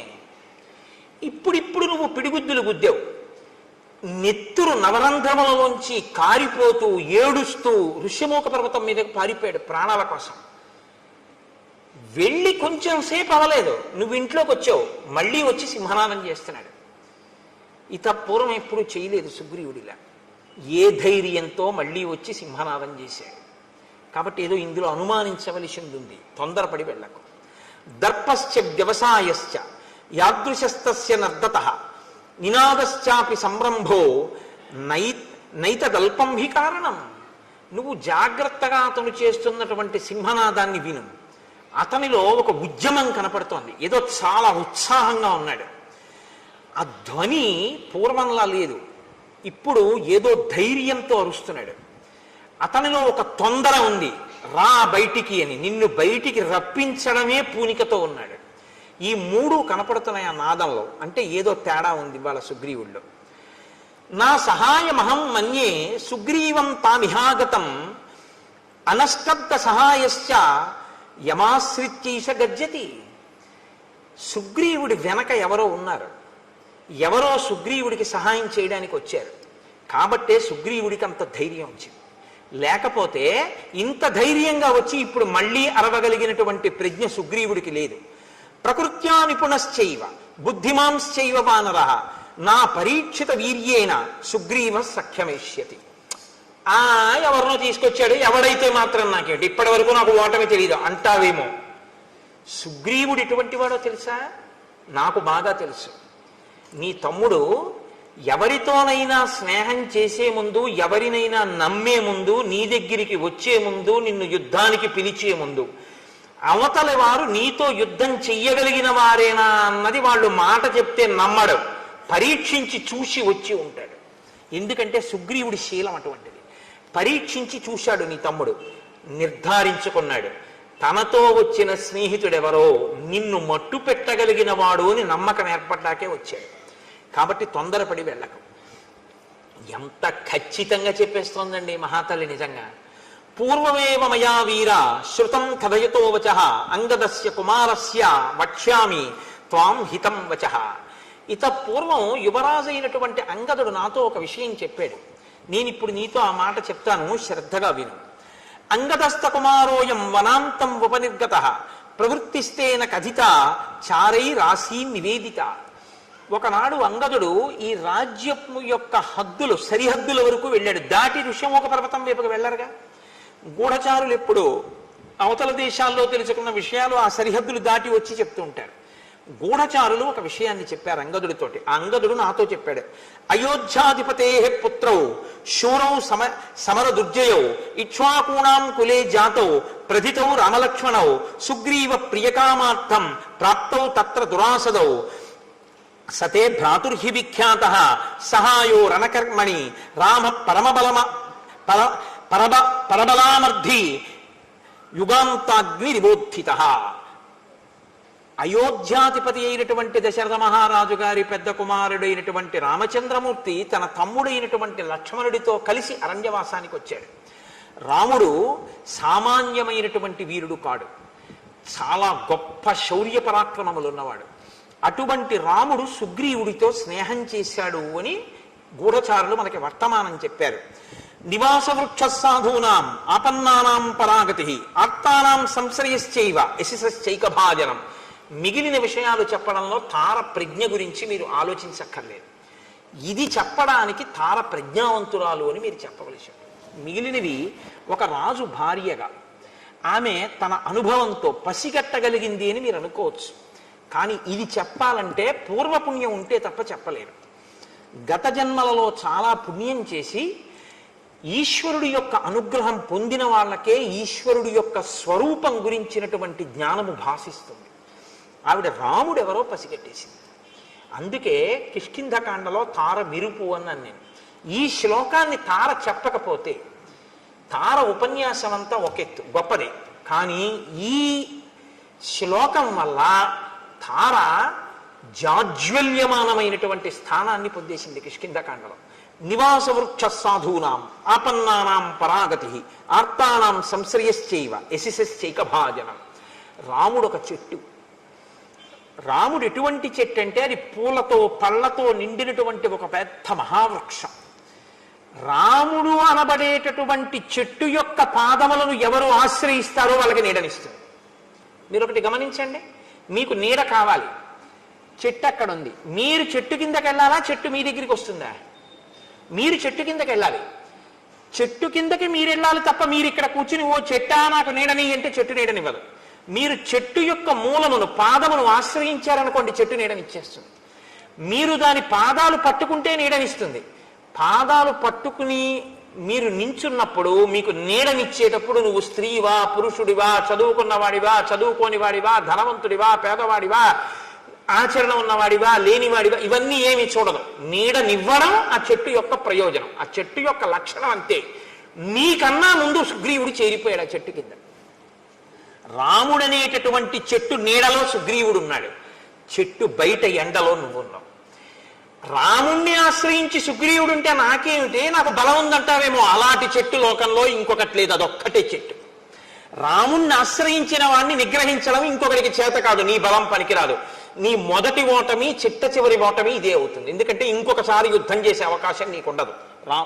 సుగ్రీవుడి మీదకి యుద్ధానికి వెళ్ళడం అంటే రాముడి మీదకి వెళ్ళడమే. ఎందుకంటే సుగ్రీవుడికి రాముడికి మైత్రి కుదిరింది, సుగ్రీవుడి ప్రాణం రాముడు పోనివ్వడు. ఆ ధైర్యమే ఆయన సింహనాదంలో వినపడుతోంది. నువ్విప్పుడు సుగ్రీవుడి మీదకి యుద్ధానికి వెళ్ళడం, రాముడి మీదకి యుద్ధానికి వెళ్ళడం, రాముణ్ణి నిగ్రహించగలిగిన శక్తి నీకు కాదు, 3 లోకములలో ఎవరికీ లేదు. కాబట్టి నా మాట విను. నివాస వృక్ష సాధూనాం ఆపన్నానాం పరాగతి ఆర్తానాం సంశ్రయశ్చైవ యశిశీక భాజనం, అదొక్కటే చెట్టు. ఆర్తి కలిగిన వారు, శరణాగతి చేసిన వారు అందరూ ఆ చెట్టుని ఆశ్రయించవలసి ఉంటుంది. అది ముందు నీడనిస్తుంది, తర్వాత పువ్వులు ఇస్తుంది, పళ్ళు ఇస్తుంది, అన్నీ ఇస్తుంది.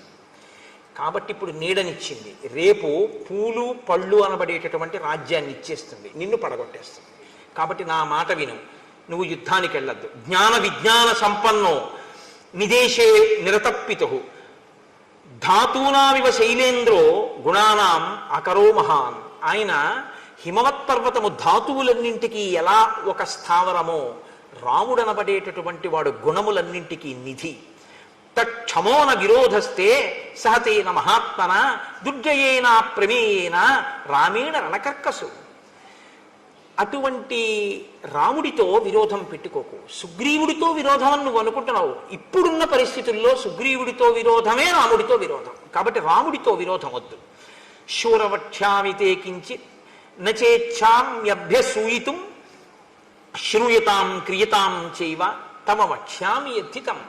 నాకు తెలుసు ఇప్పటి వరకు ఓటమి నిరగలివాడివి కాబట్టి రాముడంత గొప్పవాడు అంటే నీకు కోపం వస్తుంది, ఇంకోళ్ళని పొగడడం నీకు ఇష్టం ఉండదు.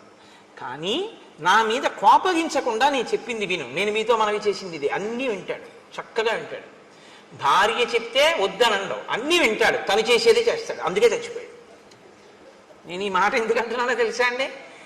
భార్య మంత్రి, ఆవిడ కన్నా నీ ఆనందాన్ని నీ అభ్యున్నతిని కోరుకునే వాళ్ళు ఉండరు. కాబట్టి ఆవిడ మాట వినవలసి ఉంటుంది కొన్నిసార్లు. కానీ ఆవిడ తప్పు చెప్తోందన్నప్పుడు దిద్దే అధికారం పురుషుడికి ఎప్పుడు ఉంటుంది. దిద్దాలి కూడా భర్త, కేవలం అనుసరించకూడదు. మంచి స్వీకరించాలి, చెడుని వద్దు అలా మనం చేయకూడదు, అలా వద్దని చెప్పగలగాలి. అది అనడు ఇది అనడు, అన్నీ వింటాడు, యుద్ధానికి ఎడతాడు. అది వాలితో వచ్చిన పెద్ద చిక్కు. కాబట్టి ఇప్పుడు ఆవిడంది యవ్వరాజ్యేన సుగ్రీవం తూర్ణం సాధ్వభిషేయచ విగ్రహం మా కృధా వీర భ్రాత్ర రాజన్ బలీయస. ఎందుకయా సుగ్రీవుడితో నీకు వైరం? నీ తోడ పుట్టినవాడయా, ఒక ప్రమిదలో వెలుగుతున్నటువంటి 2 జ్యోతులు మీ ఇద్దరు. ఆయన ఏం తప్పు చేశాడు నువ్వు అసలు రాజ్యం నుంచి? ఉత్సర్జురు వైరముత్సృజ్య దూరత. నువ్వు చక్కగా సుగ్రీవుడితో స్నేహం చేసి రాముడితో స్నేహం చేసి వాళ్ళిద్దరితో ప్రీతిపాత్రంగా ప్రవర్తించడం మొదలుపెట్టు, నువ్వు మరింత బలపడిపోతావు. లాలనీయోహితే భ్రాత యవీయానేషవానరా తత్రవా సన్నిహస్తోవా సర్వదా బంధురేవతే. నీ తమ్ముడే అతను, నీ చేత లాలింపబడడానికి యోగ్యుడు, అతని మీద కోపం పెట్టుకుంటానంట ఏమిటి? కోపం పెట్టుకోకు. ఇక్కడ ఉండని, అరణ్యంలో ఉండని, సుగ్రీవుడు నీకు తమ్ముడు అంతే, ఈ జన్మకంతే ఇంకా మీ బంధం. అటువంటి తమ్ముడిని ఎందుకు దూరం చేసుకుంటావు? పిలిచి యవరాజ్య పట్టాభిషేకం చేయి. నహితేన సమం బంధుం భువి పశ్యామి కంచన దానమానాది సత్కారై కురుష్వ ప్రత్యనంతరం. నాకు తెలుసున్నంత వరకు వాలి సుగ్రీవుడి వంటి బంధువు నీకు ఈ లోకంలో లేడు. తమ్ముడు నీ ఎందంత ప్రీతి ఉన్నవాడు, నీ సేవకుడుగా బతికేటటువంటి వాడు. ఎందుకు దూరం చేసుకుని అతన్ని చంపుతానంటావు, అతని మీదకి యుద్ధానికి ఎడతానంటావు? వెళ్ళకు. హాయిగా పిలిచి అంతఃపురంలో కూర్చోబెట్టి అతనికి కావలసినటువంటివన్నీ సమకూర్చు, సంతోషపడిపోయి నీ దగ్గర చేతులు కట్టుకుని వంగి నమస్కరిస్తూ నీ వెంట ఉంటాడు. వైరమే తత్సముత్సృజ్య తమ పార్శ్వే సతిష్టతు సుగ్రీవో విపులగ్రీవ తమ బంధు సదామత. నీకు కుడి భుజం ఎలా ఉంటుందో బలంలో, సుగ్రీవుడు నీకు పక్కనుంటే అంత బలంగా ఉంటుంది. అందుకని ఆయన్ని మించిన వాడు లేడు. కాబట్టి సుగ్రీవుడితో స్నేహం చేయి. భ్రాతు సౌహృదమాలంబ నాణ్యా గతిరిహాస్థితే. నువ్వు సుహృద్భావాన్ని నీ తమ్ముడి యందు చూపించావా? నా మాట విను. సాధువాక్యం కృష్వమే. నీ చెప్పినటువంటి మంచి మాట నువ్వు చెయ్యి. నేను చెప్పినటువంటి హితవచనములను కానీ నువ్వు తప్పకుండా ఆచరిస్తే, యుద్ధం చెయ్యకుండా రాముడితో సుగ్రీవుడితో స్నేహం చేస్తే 10 కాలాలు సంతోషంగా మనం జీవించగలం. ప్రసీద పద్యం శృణుజల్పితం హిమే నరోషమేవాను విధాతుమర్హసి క్షమోహితే కొసలరాజసూనునా నిగ్రహ శక్ర సమాన తేజస. ఇంద్రుడితో సమానమైనటువంటి రాముని తేజస్సుని నిగ్రహించడానికి నువ్వు సరిపోవు. ఆ రాముడు సుగ్రీవుడి వెనక ఉన్నాడు. స్పష్టంగా చెప్తున్నాను, నా మాట నమ్ము. యుద్ధానికి వెళ్ళకు. సుగ్రీవుణ్ణే లోపలికి పిలిచి అవరాజ్యమి. పరమ సంతోషంగా మీ అందరూ హాయిగా ఉంటారు. నా మాట విని నేను చెప్పిన మాట ఆచరిస్తే నేను ఎంతో సంతోషిస్తాను అని తార వాలితో చెప్పింది. వాలి ఏం చేస్తాడో రేపు చూద్దాం. ఎందుకంటే వాలి ఏం చేస్తాడో మొదలుపెట్టామనుకోండి అమంగళం వైపుకి పెడుతుంది, మరణం వైపుకి తీసుకెళ్ళవలసి ఉంటుంది. అందుకని ఇవాళ భార్య ప్రీతిగా చెప్పింది, రేపు ఏం చేస్తాడో చూద్దామన్న మంగళకర ఘట్టం దగ్గర ఆపే ప్రయత్నాన్ని చేస్తాను.